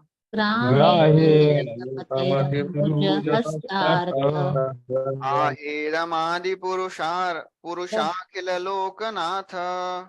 Aheramadi Purusha Akhila Lokanatha Tirtha Shravana Mangala Namatheya. Shravana Mangala Namadeya. The leader of the elephants, whose leg was attacked in a river by crocodile of superior strength, was much aggrieved. Taking a lotus flower in his trunk, he addressed the Lord, saying, "O original enjoyer Lord, of the universe, O Deliverer, as famous as a place of pilgrimage. All are purified simply by hearing your holy name, which is worthy to be chanted. Hare Krishna. So this is another beautiful story which comes in the 8th canto. The story of Gajendra, very, very wonderful, heart-touching story where Lord himself runs to protect his devotees. It is said that when Gajendra is being caught by this crocodile and is fighting for 1,000 years and he is getting weaker and weaker, he realizes that I cannot win over this crocodile. He takes a flower, lotus flower, and offers to the Lord and offers beautiful prayers. One of the prayers is, he says, my Lord, you are Mukta, Muktaya, Bhuri Karunaya, Namo Alayaya. You are never lazy in protecting your devotees. You are always alert. You are free. You can please liberate me. And then after some prayers, offering few prayers, he realizes that I don't want to be liberated from this, clutches of this crocodile. I want to be liberated from this material existence itself. This Pashupasha, this body of an animal is so very entangling. Please deliver me. So as Gajendra is offering these beautiful prayers, so be a few words it is used. Adi Purusha, Akhil Lokanartha, Tirtha Shrava, Shravana Mangala Namatheya. So Lord Gajendra is calling in these beautiful prayers. And Lord, he tells Garuda, oh, let's go. We have to protect our devotee, my devotee. So Garuda flies very fast and he is really flying fast. And Lord, he's telling Garuda, fly faster. You're not flying fast enough. So if somebody does an activity beyond his capacity, what happens? Garuda fainted. Abhi kya kare? Abhi Garuda ko bhi leke jana hai. So Lord puts Garuda on his shoulder and he is running. And then Manacharya says that while he is running, his dhoti starts becoming loose. So with one hand he is holding Garuda, other hand he is holding his garment and he is running. So somebody may say, what is this? ये क्या बोल रहे हैं आप? भगवान ऐसा कैसे कर सकते? When we discuss Leela, we should not use our logic. It is all Leela. Why does Lord does certain Leela? To show how he cares for his devotees. So in Leela, we should not use our logic. So that is a wonderful pastime of Gajendra Moksha. Prabhupada elaborates on each and every word. Akhila Lokanatha, he is Adi Purusha. He is Akhila Lokanatha. He is Tirtha Shrava. He is as famous as place of pilgrimage. Lots of things can be spoken on these words. Prabhupada writes, people go to places of pilgrimage in order to be delivered from the sinful reactions, but one can be free from sinful reactions just by chanting the names of the Lord. Namadheya Shravananu Kirtana Yat Pravana Yashravanada Bikvachit Swadopi Sadhya Samanaya Kalpade Kutah Punaste Bhagavannu Darshanat. Just by chanting the names of the Lord, one gets delivered from all the sinful reactions. What to speak of if somebody gets the darshan of the Lord? So that's described. And then Shravana Mangal, one receives everything auspicious simply by hearing the holy name. Punya Shravana Kirtana. So whatever auspicious things are there in this world, it is only because the holy names of the Lord are chanted. The holy names of the Lord, the name, form, pastimes of the Lord, they purify the world, animate the world, and enliven the world. Prananti Shumbhanti Punanti Vaijagat Yastad Virakta Shavashobhanamati Yasya Khilami Vahavi Sumangalai Vacho Vimishra Gunakarma Janmabhi Prananti Shumbhanti Punanti Vaijagat Yastad Virakta Shavashobhanamati Akhila Amiva Habi.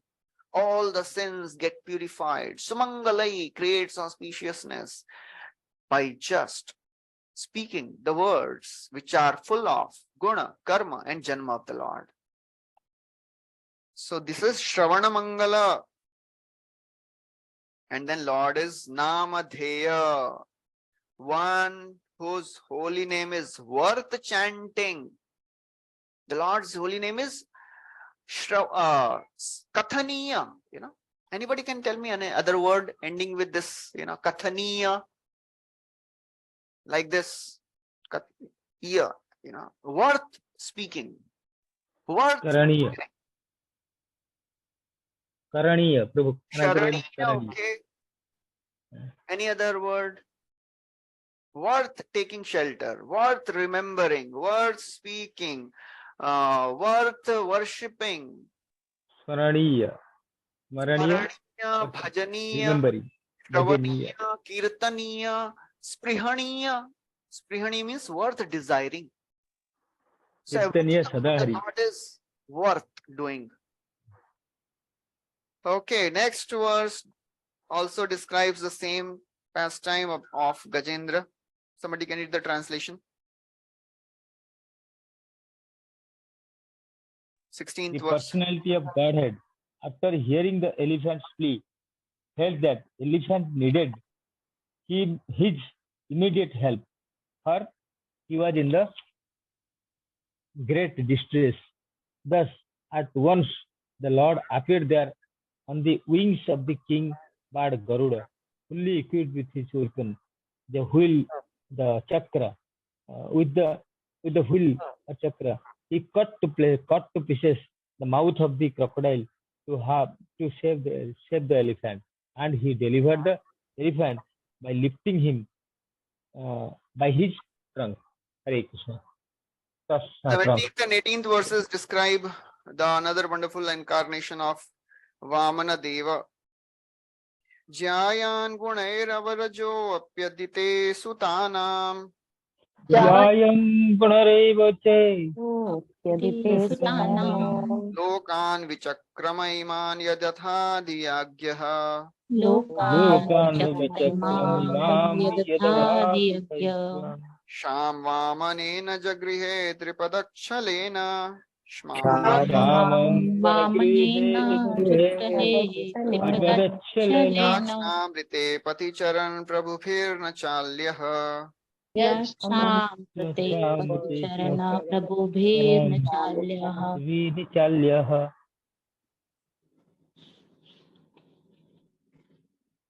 The Lord although they transferred to the all material modes, still suppose the spear Aditi, and because he surpassed all planets, he is the supreme Lord on the presence of as of he took away all the lands of Parivar and because authority can Voice take is one's breaking. Okay, so in this verse, the appearance of Vamanadev is described. So Vamanadev appeared from the womb of Aditi. So when Indra lost his abode, Aditi, she was very, very sad. And she requested Kashyapa Muni to do something so that Indra can be again victorious. So then Lord, he gave Aditi Pumsavana Vrata. And Aditi, she did this vrata, and as a result of that, the Lord appeared from the womb of Aditi as Vamana Deva. And all the great personalities appeared and they gave gifts to Vamana Deva. And then Vamana Deva, a small dwarf, he goes to the sacrificial arena of Bali Maharaj and he asks for 3 feet land by his measurement. And he was a small child. So Bali Maharaj said, oh, you have come to me. I am the proprietor of all the 3 worlds and you are asking for just 3 feet of land. Ask something big. I can give you whatever. I can give you a big tract of land. I can give you beautiful wives, all the wealth. So then Bali Maharaj, teaches him the principles of satisfaction. And he says, I want 3 steps. So then he does the Achman. And Shukracharya realizes that he is Vishnu. And he tells Bali Maharaj, don't give him. He will take away everything in 3 steps. So Bali Maharaj is thinking, everything is supposed to be given to Lord Vishnu, and that's what I have heard from my grandfather Prahlad. So he rejects Shukracharya and he makes this oath. And then Vamanadev, with his 2 steps, he covers everything. There is nothing remaining for the 3rd step. So then Bali Maharaj, he is now thinking what to do, and Vamanadev, in front of everyone, he binds Bali Maharaj, humiliating him. He binds him in front of his wife, his ministers in Varunapash. And then Bali Maharaj surrenders his life. He surrenders himself. He's the emblem of Atma Nivedan. And then, later Bali Maharaj says, many people in the past have tested their subordinates, but nobody has tested like you have tested me. And you have taken away everything from me. And on top of that, you are humiliating me in such a way. And as he surrenders to Vamanadev becomes pleased and he gives away everything in the form of Sutala planet. And he himself becomes the gatekeeper, the protector. So that is the whole story. Prabhupada writes in last few lines of this purport, Bali Maharaj, instead of losing everything he possessed, he was blessed by the Lord, becoming constant companion and doorman. So by giving everything to the cause of the Lord, one does not lose anything, but he gains everything that he could never otherwise expect. The 18th verse continues the same theme. Somebody can read the translation. Bali Maharaj, who put on his head the water washed from the lotus feet of the Lord, didn't think of anything besides his promise. In spite of being forgotten by his spiritual master, the king dedicated his own personal body to fulfill the measurement of the Lord's service. For such a personal kingdom of heaven, which he conquered, all his strength was of no value. So after, Bali Maharaj is given the Sutal planet, Bali Maharaj and along with his family, he goes to Sutal planet. And Vamanadev asks Shukracharya, what was the fault of Bali? Why did you, curse him? So Shukracharya speaks a very beautiful verse. Mantratas tantratas shidras desha kalartha vastutaha sarvam karoti nischidram anu sankirtanam tava. Very, very beautiful verse coming from the mouth of Shukracharya, glorification of holy name. He says, oh my Lord, there was no fault. Because any fault which is there in mantra, tantra, or desha, kala, everything is rectified just by chanting your holy names. Sarvam karoti nischidram anu sankirtanam tava. So that's the glory of holy name sung by Shukracharya. And then, Bali Maharaj goes to Sutal and Lord becomes the doorkeeper.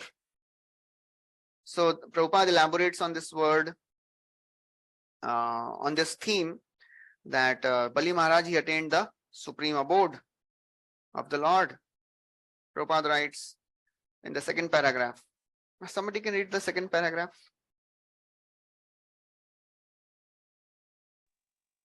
The material possessions, however alluring they cannot be permanent possessions. Therefore, one has to voluntarily give up such possessions, or one has to leave such possessions at the time of quitting his material body. The same man, the sane man knows that all material possessions are temporary, and that the best use of such possession is to engage them in the service of the Lord, so that the Lord may be pleased with him and award him the permanent places in his Param Dham. Okay. In Bhagavad Hare Krishna. So sane man who knows that all material possessions are temporary, he takes shelter of the Supreme Lord. So that's how Bali Maharaj, he took shelter of Vamanadev. He surrendered everything. And then Prabhupada elaborates what is this Param Dhama from Bhagavad Gita.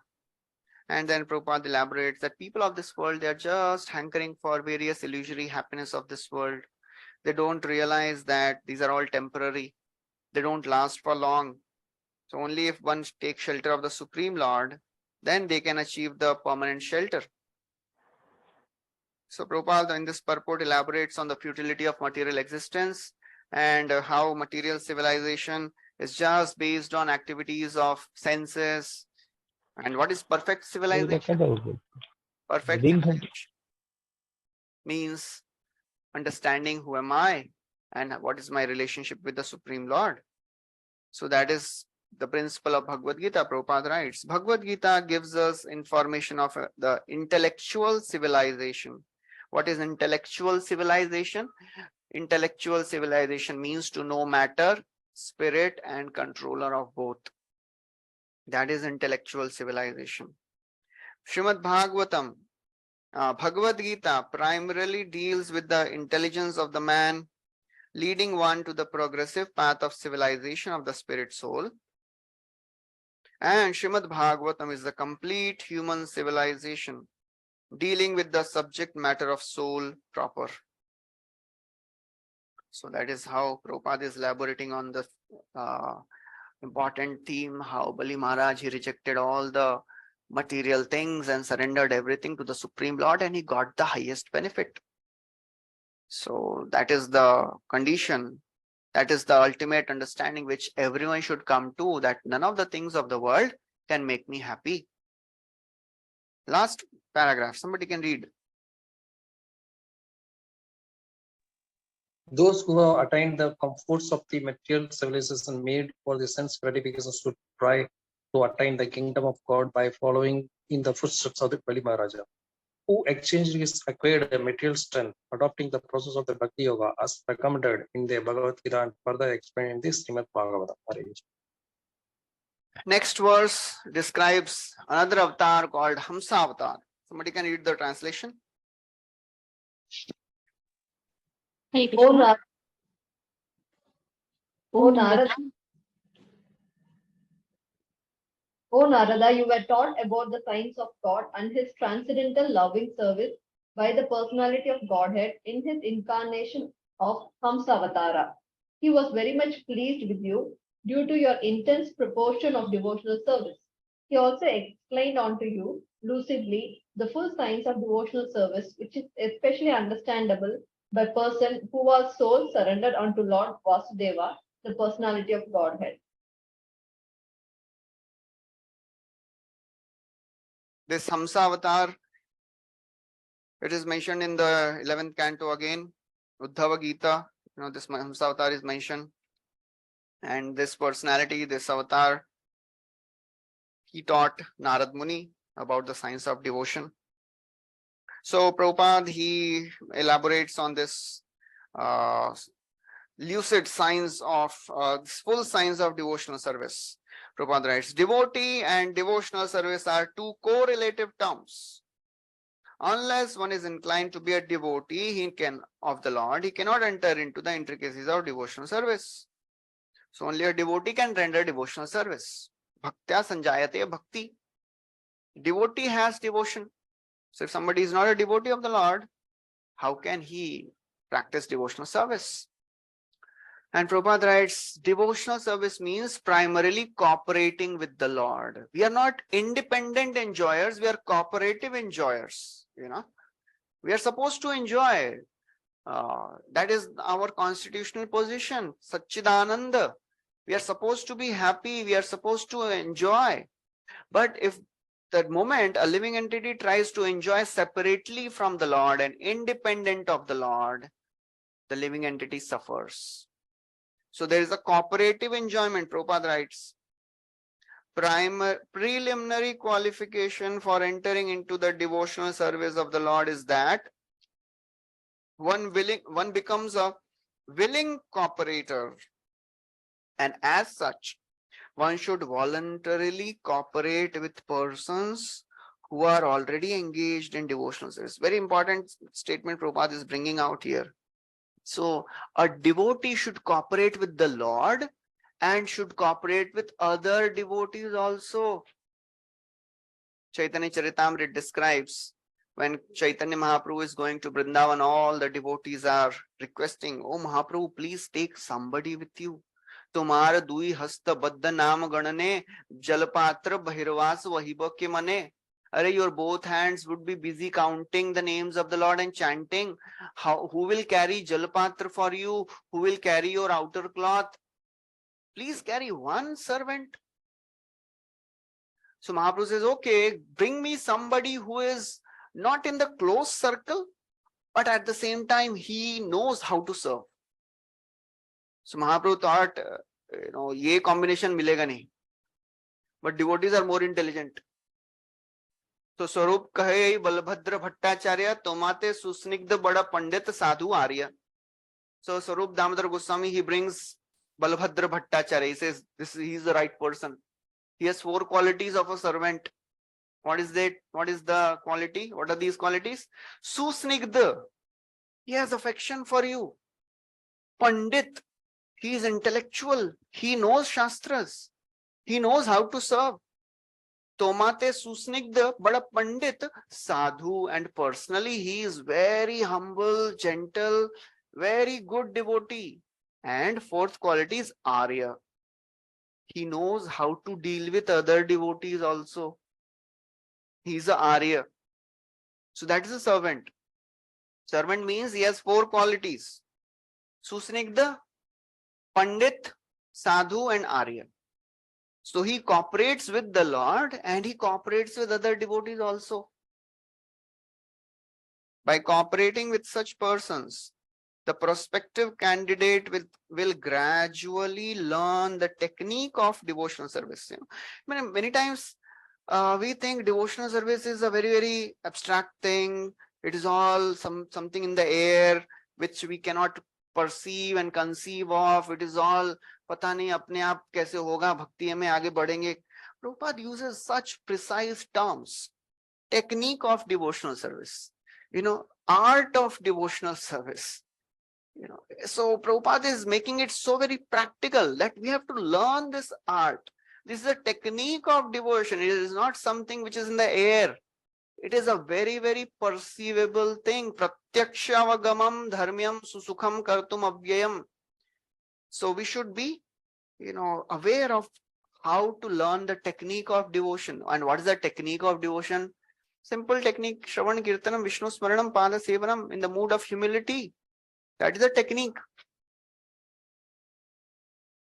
And with the progress of such learning, one becomes proportionately free from contamination. Such a purificatory process will establish the prospective candidate in firm faith and gradually elevate him to love of God.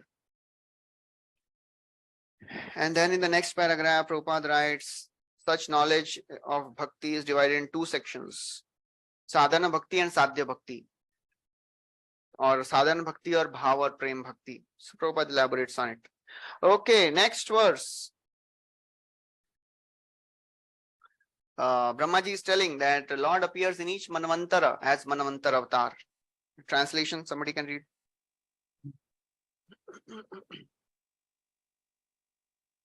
As the incarnation of Manu, the Lord became the descendant of the Manu dynasty and ruled over the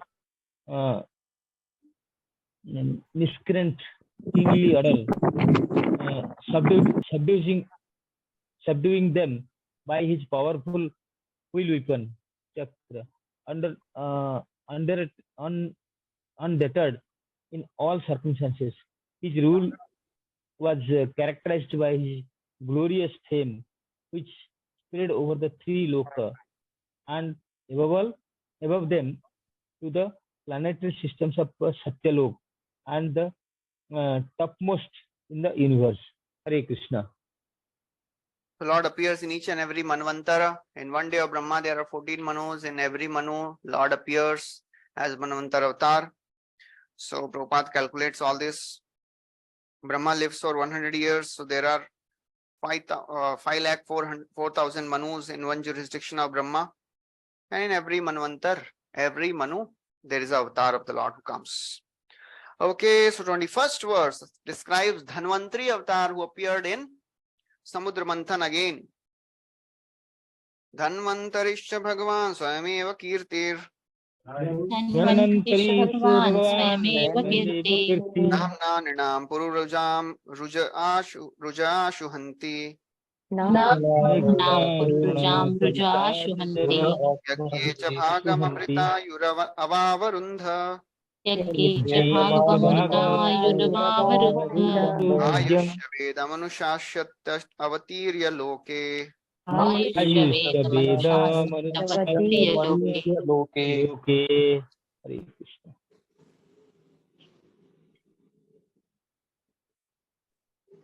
The Lord in his incarnation of Dhanvantari very quickly cures the disease of the ever diseased living entity simply by his own personified. And only because of him do the demigods achieve long lives. Thus the personality of Godhead becomes ever glorified. He also exacted a share from the sacrifices, and it is he only who integrated the medical science or the knowledge of the medicine in the universe.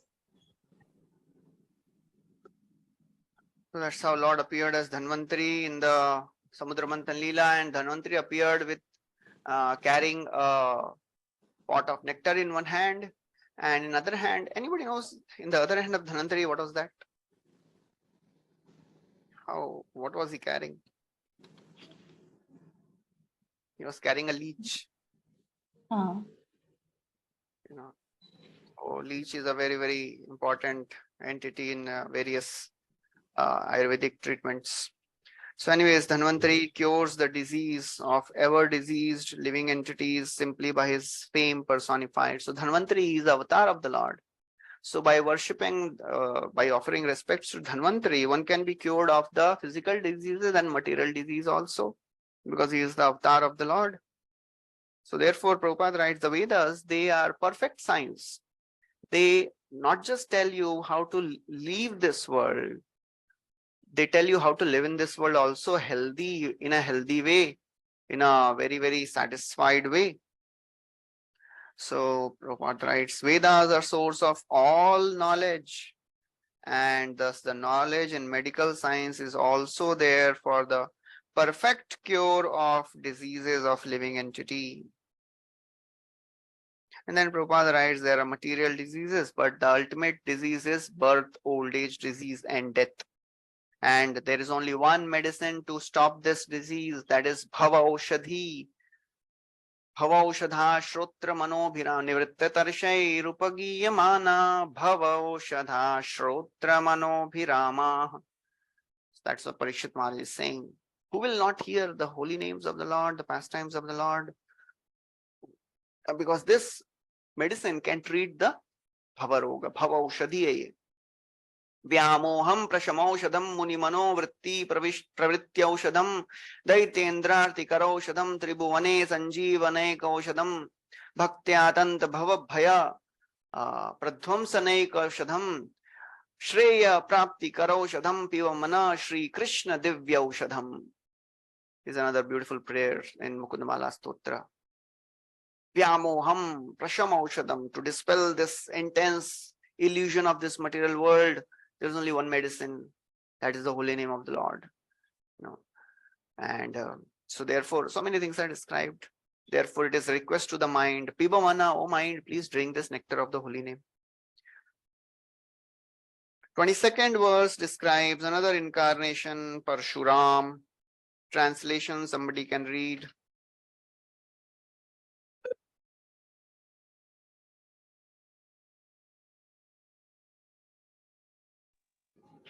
Hare Krishna. When the ruling administrators, who are known as the Kshatriyas, turn astray from the path of the absolute truth, being desirous to suffer in hell, the Lord in his incarnation as the sage Parshuram uprooted those unwanted kings who appeared as the thorns of the earth.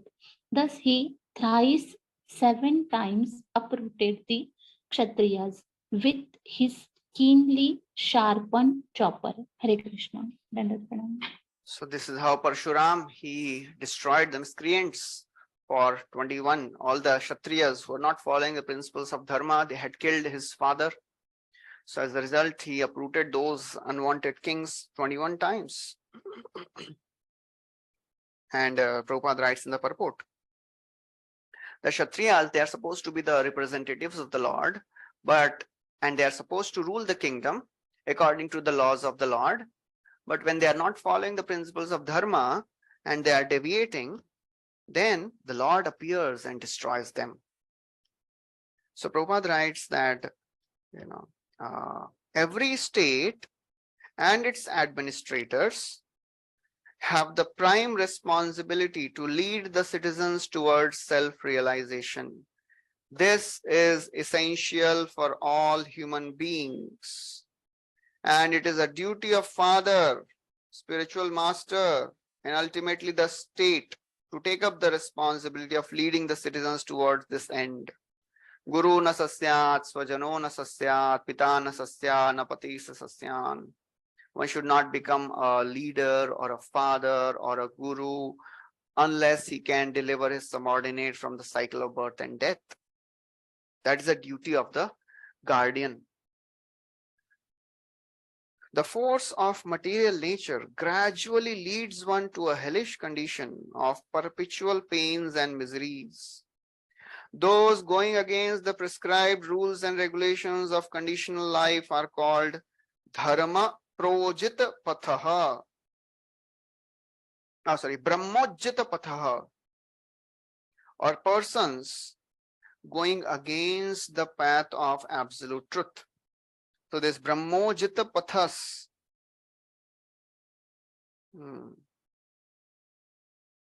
So this word has come in the verse. Brahma druk ujjit patham. So Prabhupada is elaborating on that word. So those who are not following the principles of this material nature laid down by the Lord in the form of scriptures, they are called as Brahmojit patha and they'll be punished by the Lord. So therefore, Parshuram punished. And Prabhupada gives some interesting piece of information. When Parshuram was running, was going everywhere, killing all the Kshatriyas, many of the Kshatriyas, they fled. And Prabhupada writes, the kings of Egypt originally migrated from India because of Parshuram's program of chastisement. So one of the devotee was saying that when Parshuram was on this campaign of killing all the Kshatriyas, Dashrath Maharaj, so Parshuram had made a vow that I will not kill anyone who is, engaged in, marriage, who is getting married, I will not kill him. So Parshuram, whenever he would come to attack Dashrath Maharaj would arrange one queen and one prince and he would get married. So that's how he avoided this killing. That's how he had 360 wives, Dashrath Maharaj. So anyways, 23rd verse describes the glorious 23rd, 4th and 5th, 25th, 3 verses describe the wonderful pastimes of Lord Ram, Ramayan. Asmat prasada sumukha kalaya kalesha. Asmat prasada sukha kalaya kalesha. Ikshvaku vamshavatirya guror nideshe. Ishvatirya gurur nideshe. Dhanvanam sadayitanuj avivesha. Tishtamvanam sadaitanuja avivesha. Yasmin viruddhya dashakandhara artimarchat. Yasmin विदुष्य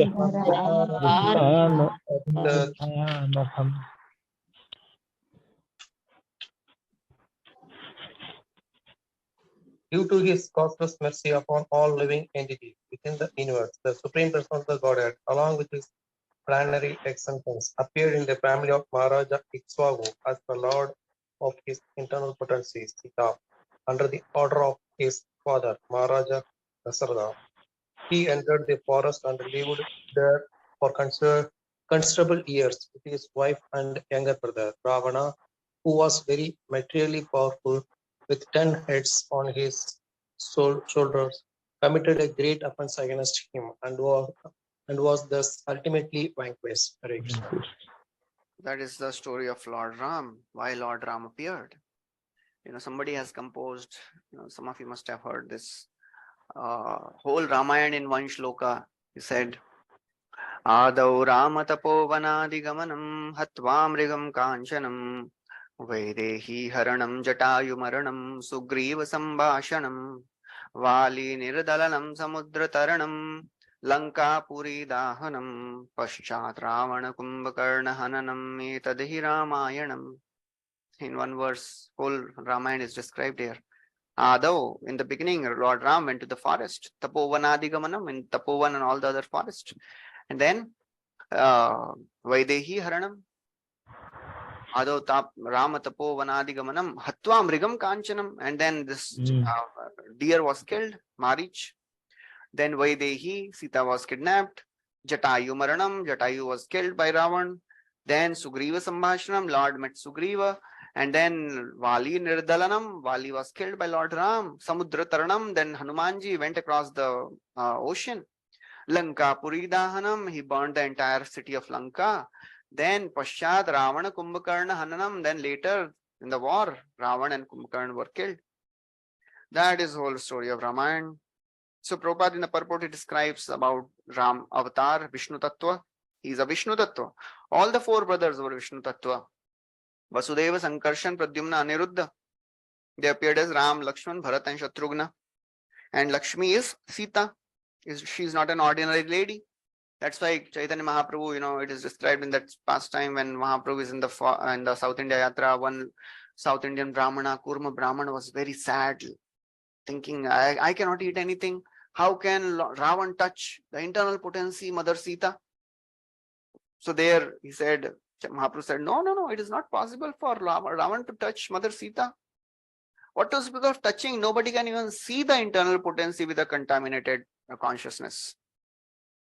Actually, it was Maya Sita. So Agni Devi, he took away Mother Sita, original, and placed another Sita, Maya Sita. And that Maya Sita suffered all these atrocities for 1 year. And that Maya Sita, who was she? She was Vedavati. She wanted to have Lord Ram as her husband, Vishnu as her husband, but she was touched by Ravan. So she said, in future, I'll become the cause of your destruction. So she was put as Maya Sita. And then later when Ravan was killed and Mother Sita, she came back. She told Ram, this Vedavati, she has done so much of sacrifice. Please accept her. Lord Ram says, no, not in this avatar. Next avatar, when I'll come as Balaji, then I'll accept her. And that's how Vedavati became Padmavati. So that's the story. Okay, so Prabhupada quotes, Yada Yadai Dharmasya, whenever there is a decline of religion, Lord appears. Prabhupada tells the whole story in short. And Prabhupada tells that materialists should take lesson from Ramayana. Ravana wanted to take away Mother Sita and he was destroyed. If we want opulence and wealth in our lives, we should worship Lord Ram also. Otherwise, we'll be defeated. Somebody can read the translation. Next verse.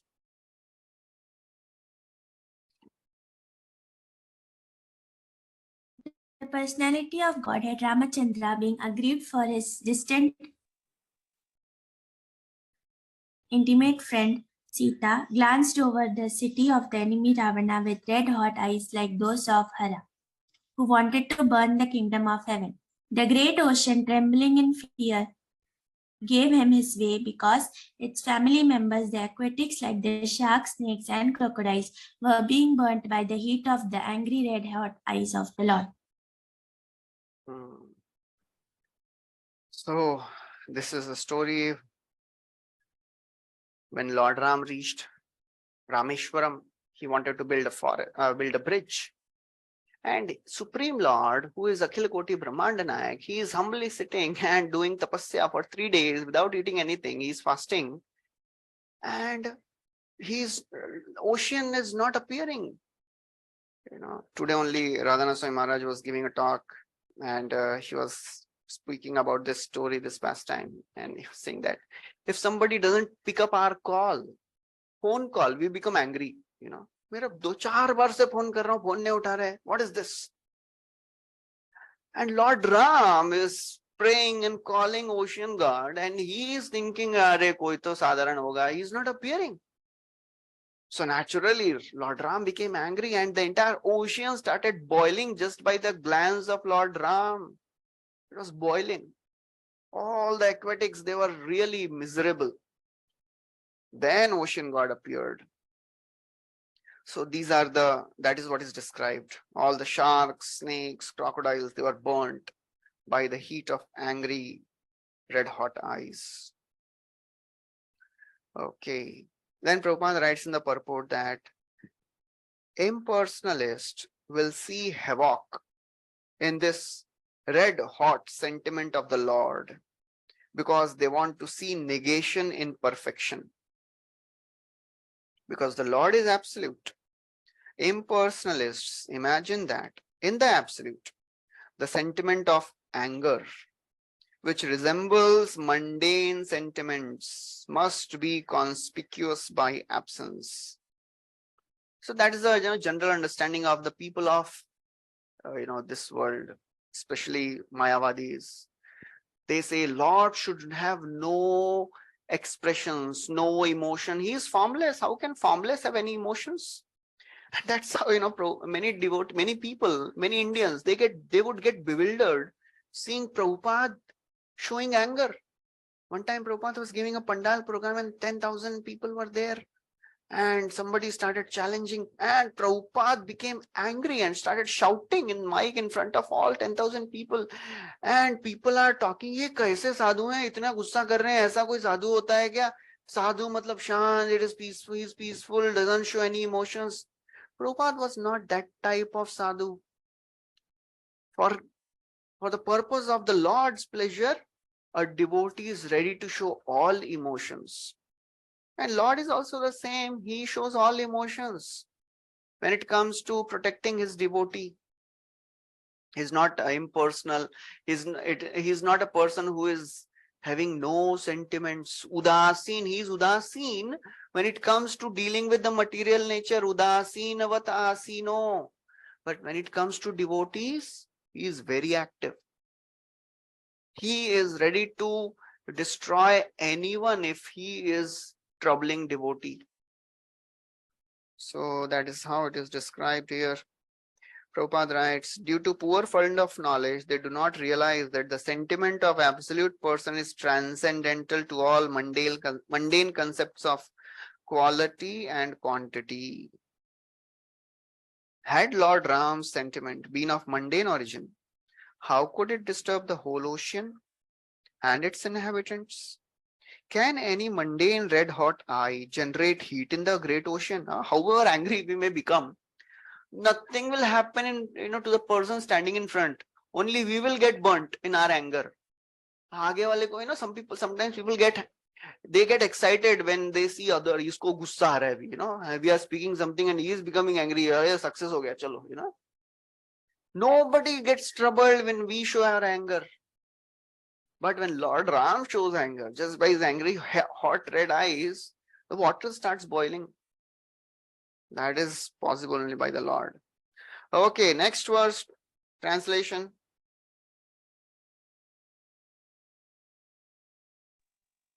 When Ravana was engaged in the battle, the trunk of the elephant, which carried the king of heaven, Indra, broke in pieces, having collided with the chest of the Ravana, and the scattered broken parts illuminated all directions.